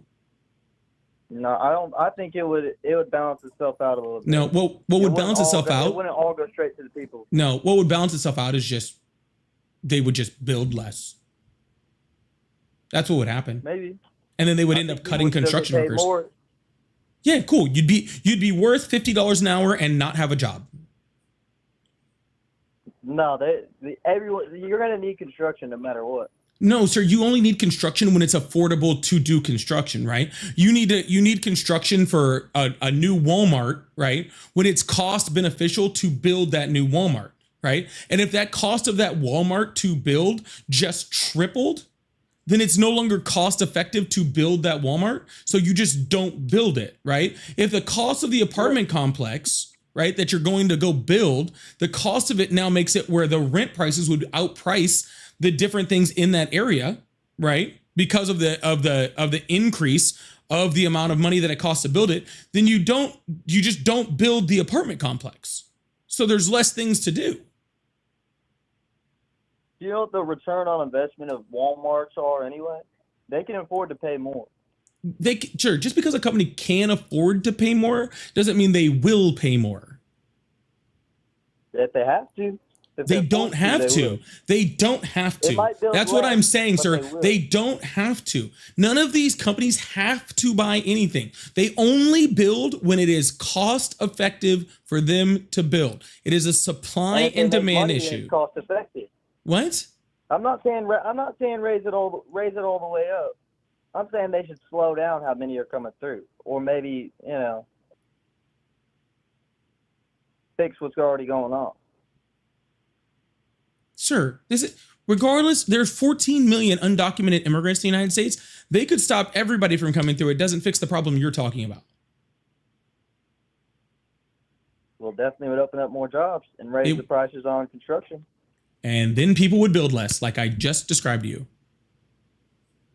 I don't know. I really don't think it would be as bad as you're saying. Well, I mean, sir, no offense, but this is literally like economics 101. Yeah, exactly. But what about before the immigrants? There wasn't this many immigrants always. In the United States, there were. Illegal, undocumented? We didn't have an idea of illegal or undocumented. For the most of the building of the United States, immigrants just came here, so we didn't have illegal or undocumented. You just showed up on a boat in Ellis Island. They tested you for whatever whooping cough or whatever disease you could have gotten on the boat. You signed a piece of paper and you walked in the door. That's how the Italians got here. That's how the Polish got here, right? And before that, it was just, well, even Sarah done that. It was just slaves. So, yeah, it wasn't really documented or undocumented. They were just bought and brought over here from Africa. So, yeah, looking at a chart though, from let's see, when did it start? 1983 all the way to 2015, Center for Michigan Studies of Immigration. It's going straight up the entire time. Every year it increases, and from 2009 to 2017, it jumped up. And they're just at 20. After 2015, it started to go down. But so what? What does that have to do with your point? You're saying numbers, but sir, you're saying numbers, but none of these numbers have to do with your point. Okay, I know the numbers of undocumented immigrants. I know when it started spiking. I know all of these things. None of this has to do with your point. Your point is that we need to make it where there's no undocumented immigrants in construction so you could get paid more. That's what we're arguing. We're not arguing that. I already told you how many undocumented immigrants are in the country. Okay, but I'm saying it's getting worse and worse. So something's got to be It's done. always going to get worse and worse. It's always going to get higher. Till you'll be dead. It'll still be going up, okay? So we'll be over. So you're saying we'll all be overran eventually? Hopefully, if we have any luck. What the fuck? All right. Well, that's good enough then. Sure, only you guys are the ones that are scared of people coming into the country. I'm not scared of people coming into the country. Okay, I do think that we need, sir. I do, sir. I'm talking, sir. I'm talking. Okay, I do think we need to have strong borders. That's not a problem. Donald Trump's not securing the border. Okay, if you look at the number of apprehensions and look at the number of arrests around in between ports of entry, Donald Trump is lower than every recent president. He's not securing the border. He's just shutting off ports of entry and telling people that are legally here they can't come here, which is decreasing border encounters, which he's claiming is border crossings. Like that's all he's doing, right? He's not securing the border. We're still increasing, undocumented immigrants right now. Still doing it, right? It's still happening right now. It's going to happen next year. It's going to happen the year under that, right? Like after that, like it's not going to change anything. Okay.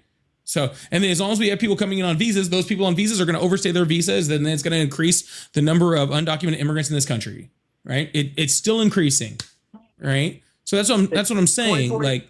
Like you're, we're on a certain part, right? And you're like, you keep like jumping off it. Yes, we have an undocumented immigrant problem in this country, right? We have an immigration problem in this country, right? But most of that is based off of our failure to have really good immigration laws and our inability to fund, things like CBP in order to do their job, right? But neither of those things are being fixed by the Trump administration. But none of those things are going to be fixed by but none of those things are being fixed by the Trump administration, right? And none of them are going to fix your construction issue. I just don't think that there was any other people that were pushing as hard for it. What? I don't think there was anybody else pushing as hard for border security. No, there's nobody else running his mouth about border security more. There's tons of people that were better on border security. Over 2.5 million people, 1.9 million self-deported. Yes, and that has sir. Please stop trying to fast Google while you're talking to me, because you're just pulling up shit that you're not reading and you sound dumb when you do it, okay? The last thing you pulled up, you didn't even read the whole thing, okay? Like, see, I don't even need to pull it up. You're reading that from a DHS memo that was pulled by Kristi Noem when she said that 2.5 million people have self-deported. And that's been fact-checked by the American Immigration Council and Cato Institute and the Pew Research Center to be found fraudulent, with the exact number around 100,000 people. So you don't stop trying to chat GPT argue me, sir, because you need to actually go study this instead of just Googling points to try to beat me, because you have no context to what they're saying. So you don't think the deportations have went up since Donald Trump took office? No, they're actually lower. They're actually lower. Yes. According to CBP and ICE data, the Biden administration deported 685,000 people in 2024 and 600,000 in 2025.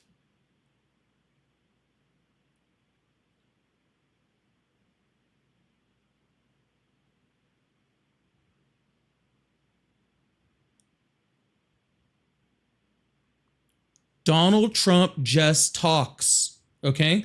He doesn't do anything. No, sir, I'm talking. He doesn't do anything for the American people. He just meow, meow, meow, meow, meow, meow, meow, meow, yappity, yappity, yappity, yappity, yappity, yappity, yappity, yappity, yappity. I closed the border. Joe Biden, he couldn't ride a bicycle or eat an ice cream cone, and we had the worst border that you've ever seen, and then I closed the border, and then look at my ballroom, I picked out the curtains myself, and there's a toilet, I put a toilet in my ballroom, and sleepy Joe Biden, drill baby drill. Dude, he's just a walking fucking like meme, dude. He's a walking talking point. There's no substance. There's no policy. He's not fucking doing shit but sending us to fucking war with Iran, okay? Spreading Russian propaganda and building concentration camps in a ballroom. You're saying that Biden didn't have record-setting legal and illegal immigration?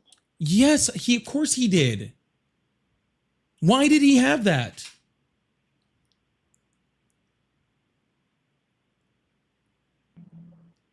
Here, how about this? How about this? We'll play a game, okay?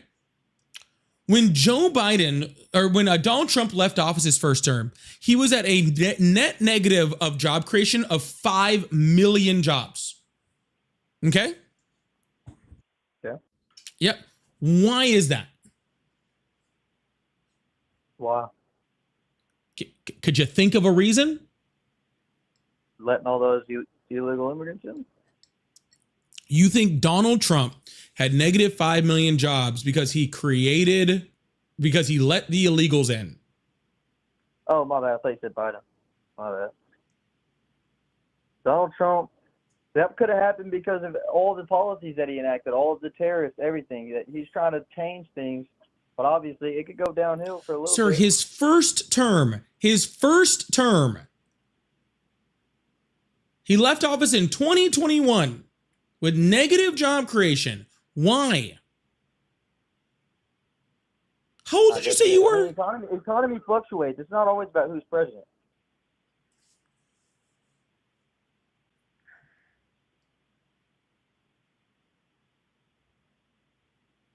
The economy does fluctuate. How old did you say you were? 23. Holy shit. Okay. You just stop for a second and I'm going to educate you real quick and then we'll move on to the next person, okay? All right.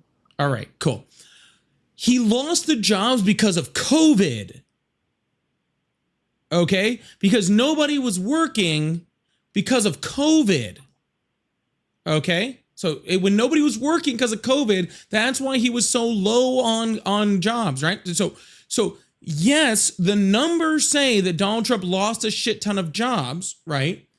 But you need context to that, okay? This is why I don't blame Donald Trump for losing all of those jobs, because it would lack context, right? The context is we were in a worldwide pandemic, all right? We had to shut down, and so therefore that job loss wasn't on him, okay? Then Joe Biden comes in, right? And COVID shuts everything down. We have the destabilization of the Northern Triangle. We have mass migration all across the world, right? And then a whole bunch of fucking immigrants show up at the border and everybody's like, Joe Biden. It's like, okay, yeah, there was a record number, but there's a lot of context to that record number too, okay? On why it happened, why so many people showed up. Okay, the expiration of Title 42. There's a lot of context to why that happened. And yes, some of it was just Biden's fault.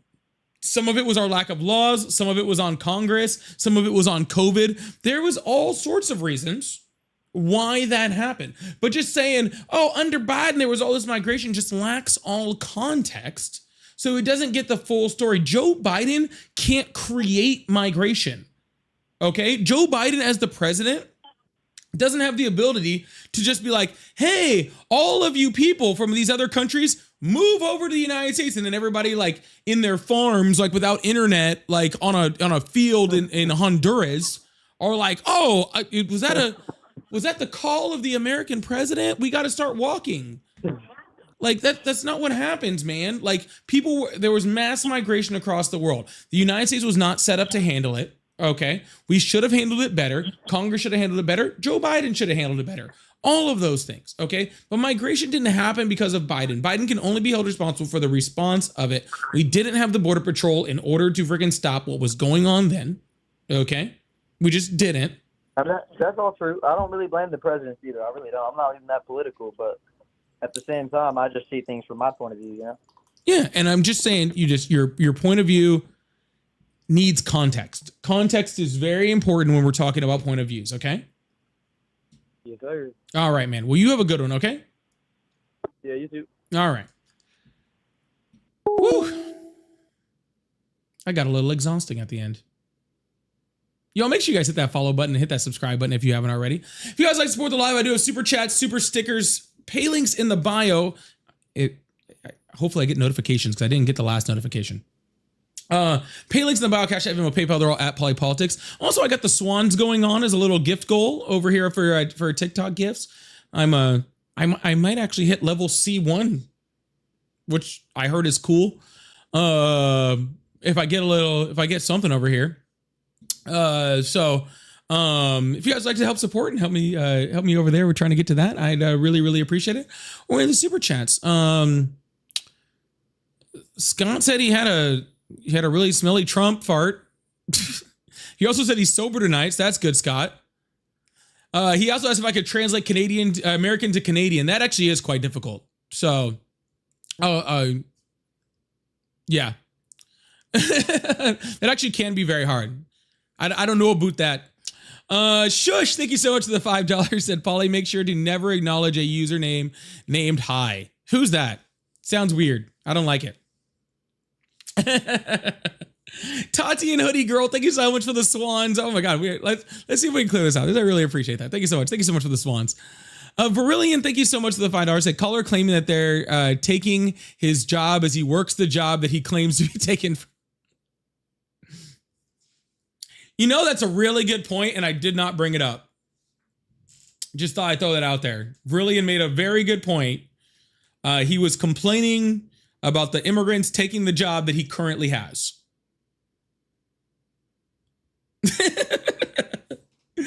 Thank you so much, really, and I appreciate that. That was a great point. I mean, no lies detected. Scott says now thinks that Trump it's okay to shit yourself, and he plans to do that tonight. Scott, I mean. AWT, thank you so much for the $5. Said for accountability for everyone in Washington. Yes, 100%. Everybody there. They all need it. 100%. And Sat, thank you so much for the $2. Said, why do you continue to try to teach monkeys chess? It would be so much easier to teach monkeys chess. Are you kidding me? It would be so much easier to teach monkeys chess. I should change jobs. Like I should change career paths. I'm gonna start teaching monkeys chess instead. Thank you, Headstrong and Zachary too. I appreciate that. It'd be so much easier. Hello, how are you? Hi, how are you, Dad? I'm doing great. How about yourself? Doing great. Awesome. How old are you? 14. Police are coming to get you. It's the sound of the police. Whoop, whoop. Whoop, whoop. Hey, listen, man, I just want to say real quick. Did you see the news about Donald Trump saying that he cannot afford to pay for Medicaid or Social Security and that the states have to do it themselves because the American government is too busy fighting a war? Yes. That's I did see amazing. that. You know, here's the... It's so bad. So I watch so many politics, and yeah, it is completely against the law, and because it's, you know, discretionary versus non-discretionary funding. Not that Donald Trump understands that, right? Like, not that Donald Trump understands the difference in the funding streams that, you know, that the government uses, but regardless of any of that, right? The sad part is like I saw it. And with all the stuff that I watch for politics, I saw it and I was just like, I just kind of I just kind of kept going with my day. It like wasn't even the craziest shit that I had read that day. Like, I don't even think my brain didn't even process it as something I should be worried about, because it was just like, oh, there, like, yep, Trump just said something. The usual. Yep, just normal Tuesday or whenever he said it, you know, just whatever. But yes, I did see it. It's very strange, and I wonder how the American people, like you said, most people went along with their day like it's just Trump being Trump. But he's very serious about that. He doesn't know what he's serious about because he doesn't know anything, because he's an idiot. He only knows what frickin' JD Vance and Marco Rubio and the Heritage Foundation tell him. That's all he knows. He goes in the Situation Room and frickin' Pete Hegseth's like, we're gonna bomb something. And he's like, yay. And then he like, my ballroom. All he cares about is that fucking ballroom. That's all he cares about. For real. That's all he cares about. He's bored with the war. Like, literally all I want, like how the judge kind of like put a little halt to the ballroom a little bit, right? And he's trying to find loopholes. I hope the judges just keep doing that, so he's so concentrated on the fucking ballroom that he forgets all about the rest of this shit and just keeps moving. You know what I'm saying? Like, I hope they just keep like barely tying him up in court. So like that he's just so cool. Just so he's just like, because he's just like squirrel, and then he just doesn't pay attention. But anyways, I'm gonna move on to the next caller, man. I appreciate you. I hope you have a good one, right? Thanks, man. All right, let's keep this thing going. Appreciate you guys. Hello? Hello. Hey. Hi. Hey, is this the YouTube guy? Yes, that is the name on my birth certificate. Oh. Okay, well, can I say something? How old are you? I'm 18. What year were you born? 185. What'd you say? That's not impressive. And what year were you born? I was born 2007. Why? Okay. Is that right? So my question was, why do you think Trump is a bad dude? Go on. What do I think Trump is what? A bad guy. Like, why do you think he's bad? Well, he's a felon and a rapist. That's a good start. Okay. All right, well, I'm done with here. He didn't say 1985. He said, I bench 185. That's what he said. He said, I bench 185. And I said, that's not impressive. Hang up. I don't get it. Hello? Very same dude. Yeah, that's not impressive, bro. I warm up 185. I don't even put my feet on the ground, and I'm not even in good shape anymore. Okay?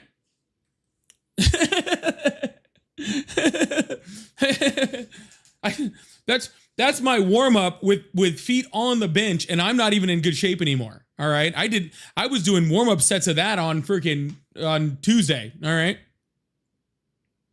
What if he's like 120 pounds? Okay. Like, it's impressive if you're 120 pounds, but still not so impressive that that's the first thing you say to someone when you're like, how old are you?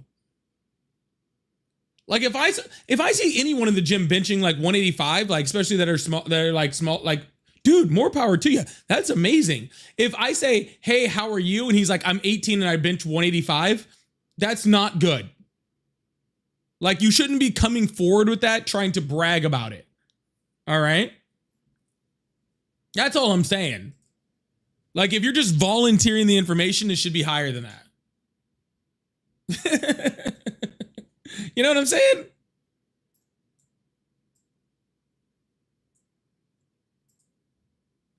I would say if it's just like, hi, how old are you? I'm 18 and bench 185. Like, what? No one asked you, bro. No one asked you. Hello?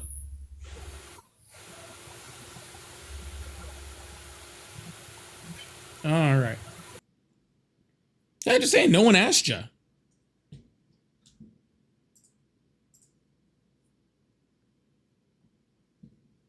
You gotta... Hoodie Girl, thank you so much for the swan. I appreciate that. Thank you so much. I'm trying to... There's a person calling me, but I'm not seeing it ring for them. Oh, there it is. Hello, how are you? Hey, how's it going? It's going well. How old are you?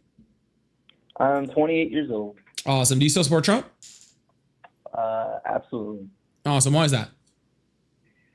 Well, I mean, for a variety of reasons, but I first off wanted to, kind of go over some of the things you talked about the last guy with that disagreed with you, which he was on the right track, but I don't think he really understood the full scope. And what I mean by that is talking about illegal workers in construction, for example. If you don't pay the lower wages and you pay the higher wages to American workers, yeah, it's pennies that don't go to other countries, but it's also, you're missing the back half of it where those people use that additional money that they're making and reinvest it into the economy, where they increase their spending.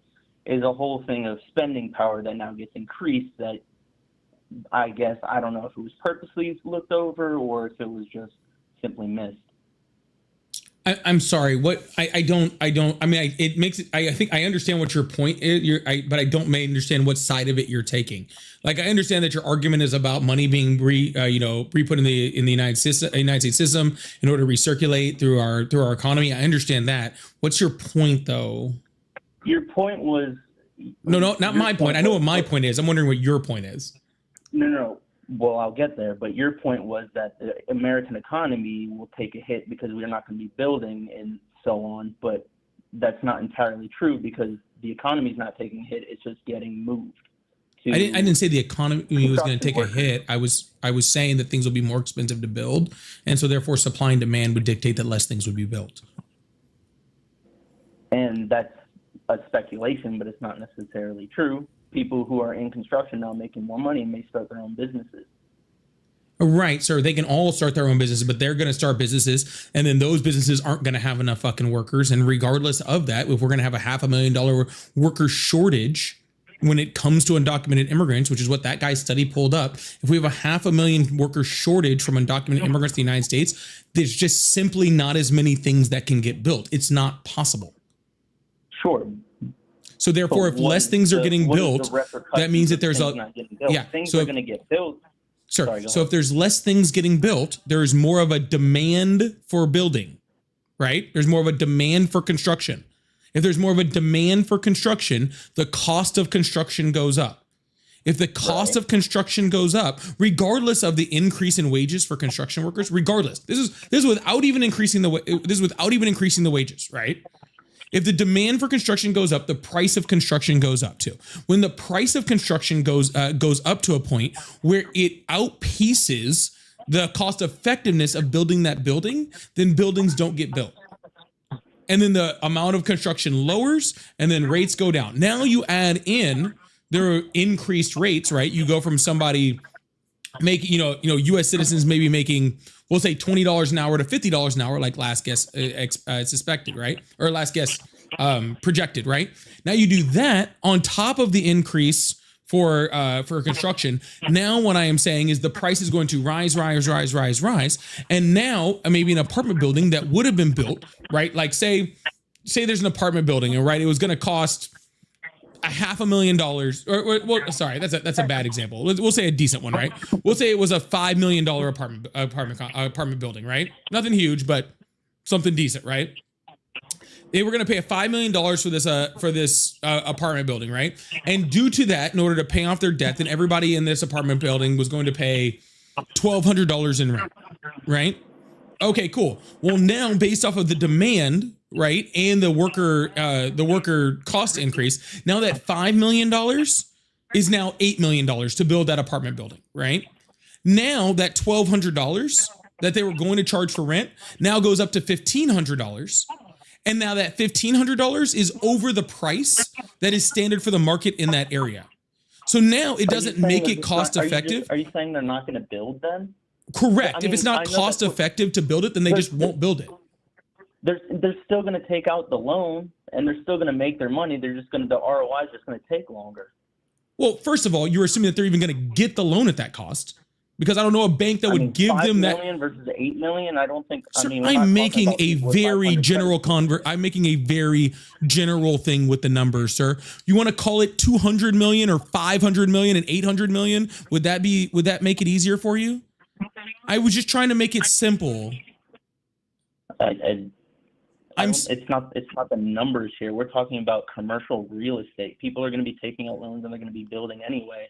And it's temporary pain with labor maybe doubling. Sir, you think that people take out loans, sir, what you're arguing right now, this is what you're arguing. That labor costs, that labor costs and production costs have no factor whatsoever into somebody building something. That is the argument that you're arguing. That is what you're arguing. That is what you're arguing, because I am literally explaining. Yes, it is. Yes, it is. Yes, it is, because I am literally trying to explain to you how labor costs and the cost of commercial real estate going up, okay, would affect whether somebody builds it or not. And you're saying, nope, it would have no effect. They would just build it anyway. That's literally what you just said. That is what I'm saying. Yes, so you're saying that the cost of construction would have no effect on commercial real estate. That's what you're saying. You're also saying that the price of the real estate is going from 5 to 8 million for your quote unquote simple example. That is astronomical. Labor to build something is not almost doubling the cost of the project. That's ridiculous. So you think, right? You think it's not what I think. That's the numbers. It's not up. So you don't know what the numbers are. These numbers are hypothetical. These numbers are hypothetical. What are you talking about? You know the numbers that don't exist? You know the numbers of the numbers I just made up without putting any thought into it whatsoever. You're overemphasizing how much the labor costs. No, I'm not. Are actually taking a toll on the decision. You're underestimating how much the cost of labor cost of construction would go if we literally lost 15-20% of our construction labor force. But we wouldn't lose it if we increased the rate. Like that guy said, the last guy said, he's gonna get. There's more people that will come into the labor force. You know how many people are out here making $15 an hour? You say they can go work in construction and make 45.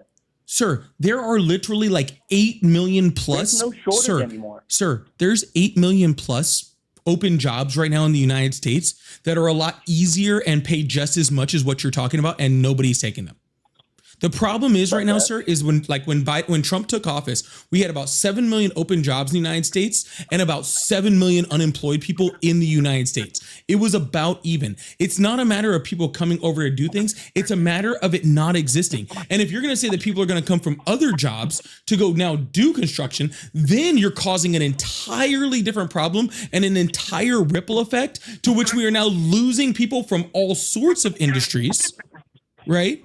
In which to feed the construction industry, and therefore that causes the exact opposite problem. So now maybe you were gonna build a mall, but now retail people don't exist because all those retail people now went to work construction. That's not gonna happen. Retail people aren't going to do that. But you're causing a ripple effect. Those jobs have to be empty somewhere. All right, those jobs have to be empty somewhere. If you lose 20% of the labor force, those jobs have to be empty someplace.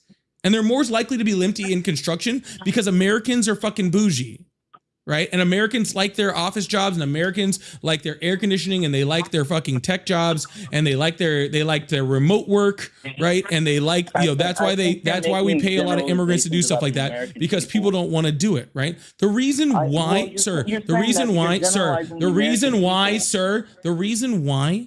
so many immigrants work in, all right, I'll just mute you, that's fine.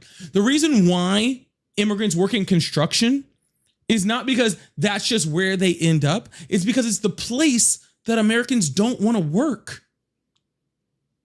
They work in places where Americans don't want to work, and they fill in those gaps, right? They go to the Central Valley of California and work in agricultural fields because people don't want to work there, right? It's not just labor costs. People don't want to work there. They go and they clean hotels, not because other people can't clean hotels. It's because nobody wants to go do that, right? And you suspecting that just because we kick immigrants out, that all of a sudden people that could easily go get construction jobs right now don't go get construction, are just going to start wanting to do construction jobs is a joke, dude. You would just end up with a construction shortage. You wouldn't end up with we're literally in a construction shortage right now, even with the undocumented immigrants here. And you're projecting that all off the fact that friggin' Donald Trump would somehow deport 14 million immigrants, which at this pace would take him like 50 years or something.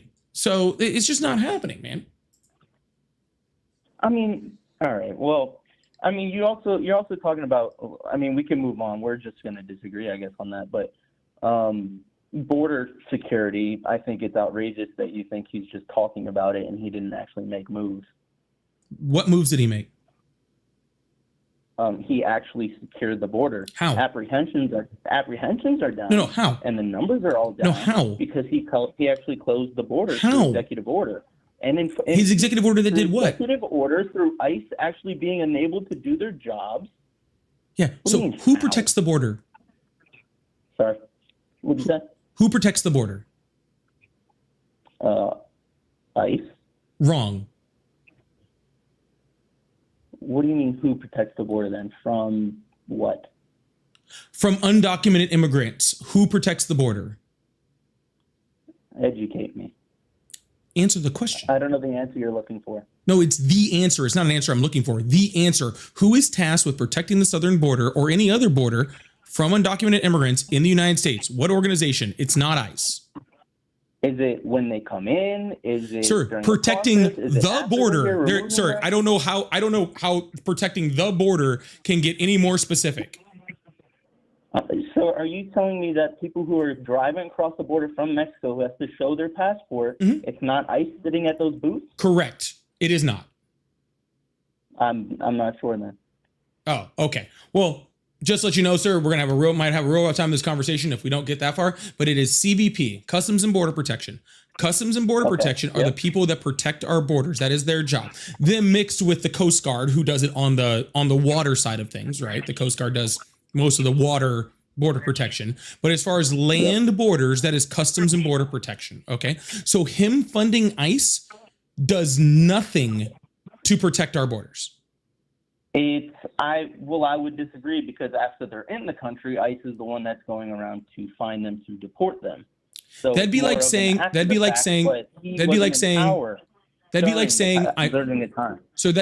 protecting my boat from filling up with water by bucketing the water out of the boat afterwards. Well, if the water's there, you have to get it out somehow. That's right? not what I'm asking you, sir. That's not what I'm asking you, sir. Am I stopping water from entering my boat by bucketing water that's already in there?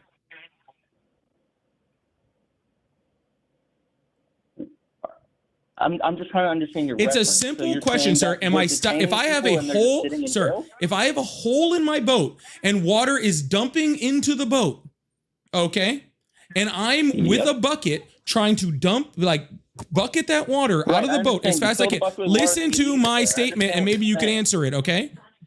And I'm bucketing the water out of the boat as fast as I can, okay? Am I stopping water from entering the boat? I mean, the rate will change, but not entirely. No, the rate will not change at all. The water will still keep coming in just as fast. It's just how fast I can bucket it out. ICE's job is the bucket. Okay, Border Patrol is the patch you put on the boat to stop the water from coming in to begin with. Okay, that's their job. All right, so Donald Trump funding ICE does not stop people from coming into the country. Okay, the only thing that Donald Trump did through executive action to, and I put this in huge parentheses, close the border. Okay, close the border with huge parentheses, was he shut off legal ports of entry from anybody entering. Okay, if you were an asylum seeker coming here legally, he shut you off. Okay, if you were trying to come here under certain visas, he shut you off. Right. Okay. So if you put a Band-Aid over the hole and you slow the bleeding, you can bail the water out a lot faster, can't you? Yes, except for the problem is that he shut off legal migration.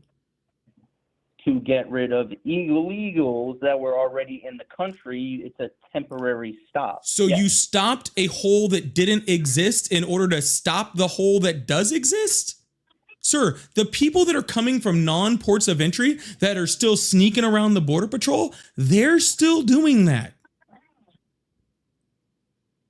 The undocumented people, the cartel members, all of those people, they're still doing that. That didn't stop.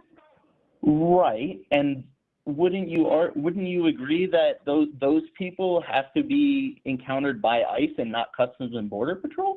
Nope, they literally have to be stopped by Customs and Border Patrol. That's literally their fucking job. Literally Customs and Border Protection's job is that. That's literally their fucking job. But what you just said is they're going around the ports of entry.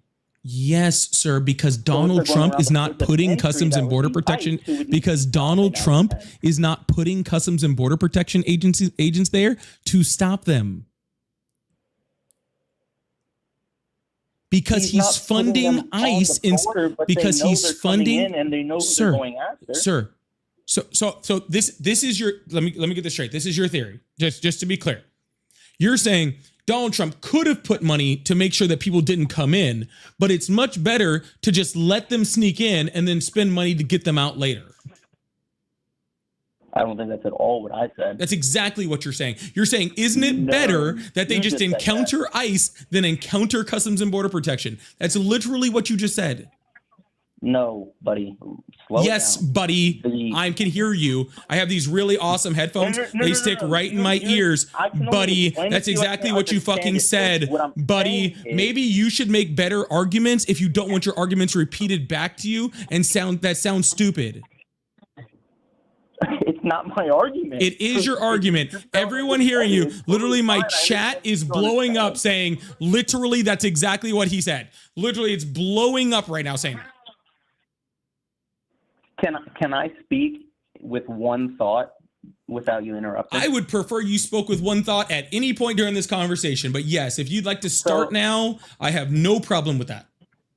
Thank you. I would like to go uninterrupted for a second. So if the Customs and Border Patrol are sitting at the booth, and we both agree that the illegal immigrants who are coming in, gang members, etc., are not going to the ports of entry, then there's no point in funding Customs and Border Patrol because they don't need the additional help. When you have the illegals coming across the border through non-ports of entry, that would fall on ICE's responsibility to get them out. No, it fucking doesn't. No, it doesn't. The entire border is Customs and Border Protection's jurisdiction, not just the ports of entry, not just the little booths. The entire border is Custom and Border Protection's jurisdiction. Listen to what I'm saying. Listen to what I'm saying. It's not the Customs and Border Protection agents in the little booths and ICE everywhere else. It's the Customs and Border Protection's job across the entire border, whether it's a port of entry, whether it's a non-port of entry, does not fucking matter. That is their job to patrol. ICE's job is to find people who have already entered, who are already living in the United States or residing in the United States. That is their job once they're already in. If they are on the federal border in any spot, that is Custom and Border Protection's job. I agree with you. What I'm saying is the people who are coming in illegally are already in the country. So we're not being met at the border. We're being met inside the country. AKA so you're agreeing he didn't close the border then? Then you're agreeing he didn't close the border. That's what you're literally agreeing to me on. You're agreeing that Donald Trump did not close the border and that he is only concentrated on getting people out and has done nothing on the border. Because if that's your argument, then I 100% agree with you. 1000%. Donald Trump has done nothing to secure the fucking border, but he is overly hyper-focused on getting people that were already here out. Sure, I agree with that to a degree. He hasn't increased funding for border control who patrol the border. Agreed. What he has done is that hasn't changed though. Legal immigration, they're still trying to come to the port of entry and seek asylum. That's totally fine. And if people were actually, like, if the quote unquote illegals were coming in and trying to seek asylum, then they would need the additional help and we would need to fund them as well. But that's not what's happening. So these illegals are coming in, they're already in the country, insane, sir. Especially from when Biden on his day one removed executive orders that were actually good, such as remain in Mexico. What did the remain in Mexico policy do? I didn't hear you. You cut out. What did the remain in Mexico policy do? It kept people who were seeking asylum in Mexico. So it stopped legal migration. Right. So you're complaining about undocumented migrants and saying that Biden removed restrictions on legal migrants. It's not legal migrants. It's people seeking asylum, which is legal, but they are not granted access. Yes, they are. 8 U.S. Code 1158. They are not. 8 U.S. Code 1158. They literally are. They're granted access if allowed by customs. If they're not allowed correct, access, sir, and back. Donald Trump stopped them from being allowed by customs. The difference is, so now the difference is you have people who are legal, who are coming to the border, which is totally fine. They can come and say, hey, I'm seeking asylum. They can either get A, turned away, or B, accepted. Be accepted, cool, they're legal. If they don't get accepted, they're illegal. But the difference is Trump's policy was remain in Mexico. So if we said no, or we don't have an answer for you yet, you need to stay in Mexico until we do have that answer for you, that was fine. But sir, what was the point of asylum on day one from Biden was you can stay here in the United States. You don't understand any of this, sir. What's the point of asylum? What? What's the point of asylum? What is the point of asylum? Mm-hmm. For people who are in tough circumstances in their own country. People who are in fear in their lives and being persecuted. Okay. What the Remain in Mexico did. Right. Hold on. Nope. I'm going to explain it to you because you don't know what you're talking about. And I'm going to attempt to edit. Sir, I know if you're quiet for 2 seconds, you might accidentally learn something, but I am going to need you to be quiet so I can explain this to you because it's going to destroy your entire. Go on. You're what? I'm getting less intelligent talking to you, but please. Sir, you can't get less intelligence than the stupidest person I've talked to today. I haven't insulted you once. There's no need And for I that. am Go on. insulting you once. Shut the fuck up while I'm talking. I can say you're a liar because. All right. So let me explain to you how the Remain in Mexico policy works because you don't fucking know. So again, shut the fuck up because while you might not have any will whatsoever to actually learn something past whatever your fucking podcast or Fox News told you, there are quite a few people talking who would actually like to be more intelligent than a fucking rock. Okay?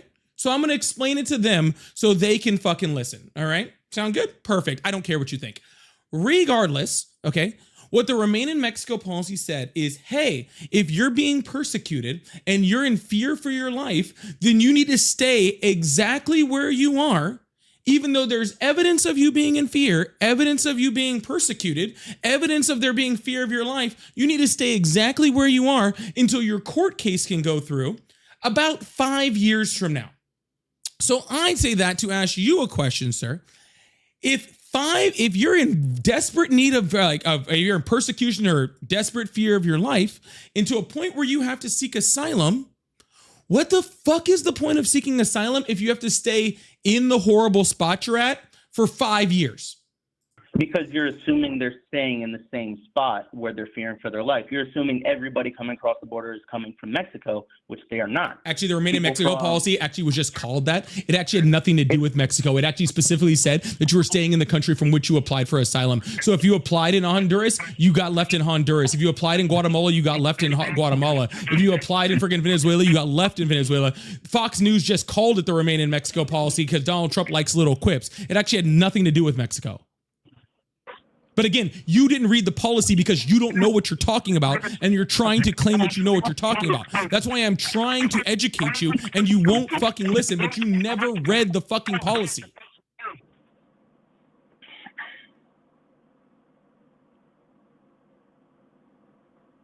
No, they were just returned to Mexico. They weren't. Shut the fuck up, dude. You have no idea what you're talking about.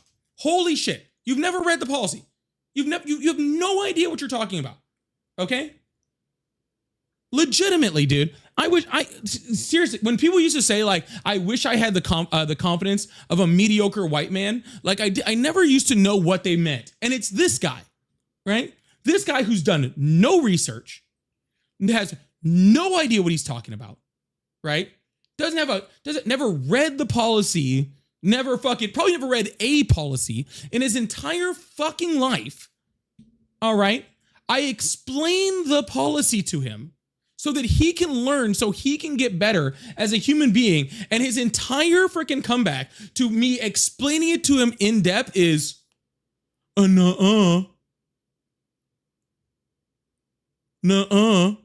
That's all he's got.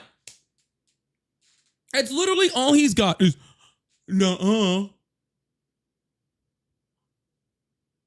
I don't know what I'm talking about, but nuh-uh. Like, bro, like, at least, dude, you could have, whatever, what a right wing grok, you could have grokked this in 2 seconds before you got on this live and learned that everything I'm saying is true. We can't even get to a disagreement about the policy because you don't know the policy. That's the sad part. I wish we could get to a part where we could disagree on the policy, but you don't even know what the policy is. So it's literally impossible for you to argue your opinion on the policy because you don't know it. That's what's sad. I wish I could get somebody like you. I wish I could get somebody like you to just be like, hey man, like, you know what? Like, I want to argue with you because I have different opinions on stuff. So I'm actually going to go read and research and learn about it before arguing it instead of just coming up here and just fucking not knowing anything, dude. Are you done? Am I muted? Unfortunately, no, but I think I'm just going to hang up with the phone with you because literally, like, yeah, what would you say I you would were? too if I were you and I was losing. What I'm saying is I'm trying to. Anyways, you're dude, guy, if you have to say that you're winning, just let you know. And I tell people all the time this, okay? If you have to say that you're winning something, you're not winning it, okay? Not one time. I do this 3 hours a day, 5 days a week. Not once do I ever have to say I'm winning. Not once. Never have to say it. I never have to say I'm winning. I never have to say you're losing. I never have to do that, okay? Because I just let my argument, okay, I let my argument decide who's winning and losing. The people that are listening know who's winning and losing. They just have to listen. Okay? But people like that are like, oh, I'll just say I'm winning at the end and then I'm winning, right? Like, bro, how about you just make your argument? All right? Fucking shit, dude. Fucking sad. Sad Service, thank you so much for the $2 super chat. I really appreciate that. Make sure you guys hit that follow button, hit that subscribe button if you haven't already. Sad Serve says, born in 1973, still benching 275, retired. FDNY, Fire Department, New York. Well, I say thank you to your service for all the military people out there, but also thank you for your service. New York Fire Department, that's absolutely huge. And still benching, so that makes you, holy shit, 73, I guess depending on which month. Makes you, what, 52? Benching 275? Man, I wish I'd still be able to be benching 275. I can probably barely bench 275 right now, to be honest with you. I can probably barely do 275 right now. So that's pretty impressive. I'll give it to you. Thank you for your service, sir. Really appreciate that. Or ma'am. Sorry, I said sir. I don't know. Ma'am, sir, whoever, whichever. Thank you for your service. I appreciate that. Electric and Hot Dog and Tati and Hoodie. Thank you guys so much for the swans. We got like 4 of the 7. That's not bad. I love you, Polly, but you ain't bitching 275. Yes, I am. Yes, I am. Yes, I am. Do I need to start sending videos? Is that what I need to do? All right. I don't really max anymore, but I did let's see, I did 3 reps or 3 sets of 2. I lifted chest on yesterday. I did 3 sets of 225, 885. I think it was 885. I'm pretty sure if I can do 885 at 225, I can lift 275 for 1. I'm not saying I can rep it. I'm just saying I think I could lift it. All right. I think I could lift it. The last max I did was around 280, 285. So, again, I don't max lift anymore. I have a torn labrum and a torn rotator cuff. I'll send you me doing 225 all day. I'll send you repping 225, but I won't do. I'll end up in the hospital. It ain't worth it. Anyways, y'all.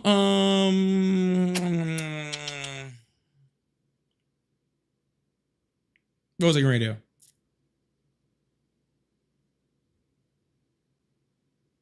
No, I can't do. I used to do 315, but I can't do. Like I literally am too injured. I'm too old and too injured. I said I could do it. I didn't say I was going to do it. Those are two completely different things. I said I could do it. Just because I could do something doesn't mean I'm going to do it. Dude, bro, I am almost 40. I don't ego lift anymore. All right? I don't ego lift anymore. That's some young people shit, dude. Okay? No, I said I was doing 225 for reps. I'll send you videos of that. I am not tearing my rotator cuff more to please you. Sorry. I am too old. All right? You can go ahead and believe whatever you want. I ain't ego lifting the fucking and tearing more shit. Dude, I have a separated, separated bicep ligament in this shoulder. And then I have a partially torn something back here. I don't know. I went and saw orthopedics. They just put 3 shots in my shoulders. They hurt, but my shoulders feel a lot better, actually. They do. Truthfully. Hey, some of y'all are more beast than me, all right? That's fine. I'm okay. Joseph, thank you so much for the $5. Paul, some callers seem unaware that economics is actually a science and aspects of it. Lump of labor fallacy may feel counterintuitive. They may be mistaking what you say for mere opinion when in reality it's sound economics. Making them aware of that might help. That's actually a big problem I have with a lot of things. W's the chat for Joseph for that $5. They actually have a lot of things. They confuse a lot of the things. They confuse a lot of the things that I do. But a lot of things I'm saying with like just my opinion on things. Like I think I make it pretty clear when I'm talking about things, where I'm talking about my opinion or I'm talking about, you know, just facts of things. I try to make that pretty clear because I do talk about both, and maybe sometimes I interweave them into the conversation where maybe it's a little more difficult to tell. I don't mean to. But again, like if they had taken any of those, like if they had taken any economics class or studied in any economics, they would know that. And if they haven't done that, it probably sounds crazy to them too. So ipso facto, I don't know any way they can go. Crush a beer can with your inner elbow fold. With your inner, this? Crush a beer can. Like a full beer can? That sounds painful. That sounds painful. I'm not doing that. Plus, that sounds like a waste of good beer. Anyways, I'm out for the night, y'all. Love you guys. I'll be back on Sunday unless I decide to do a surprise one sometime the next 2 days. But I'm not scheduled again until Sunday night, so I probably won't see you till then. But if I don't, love you guys. Have a wonderful weekend. I'll see you guys later, all right? Bye.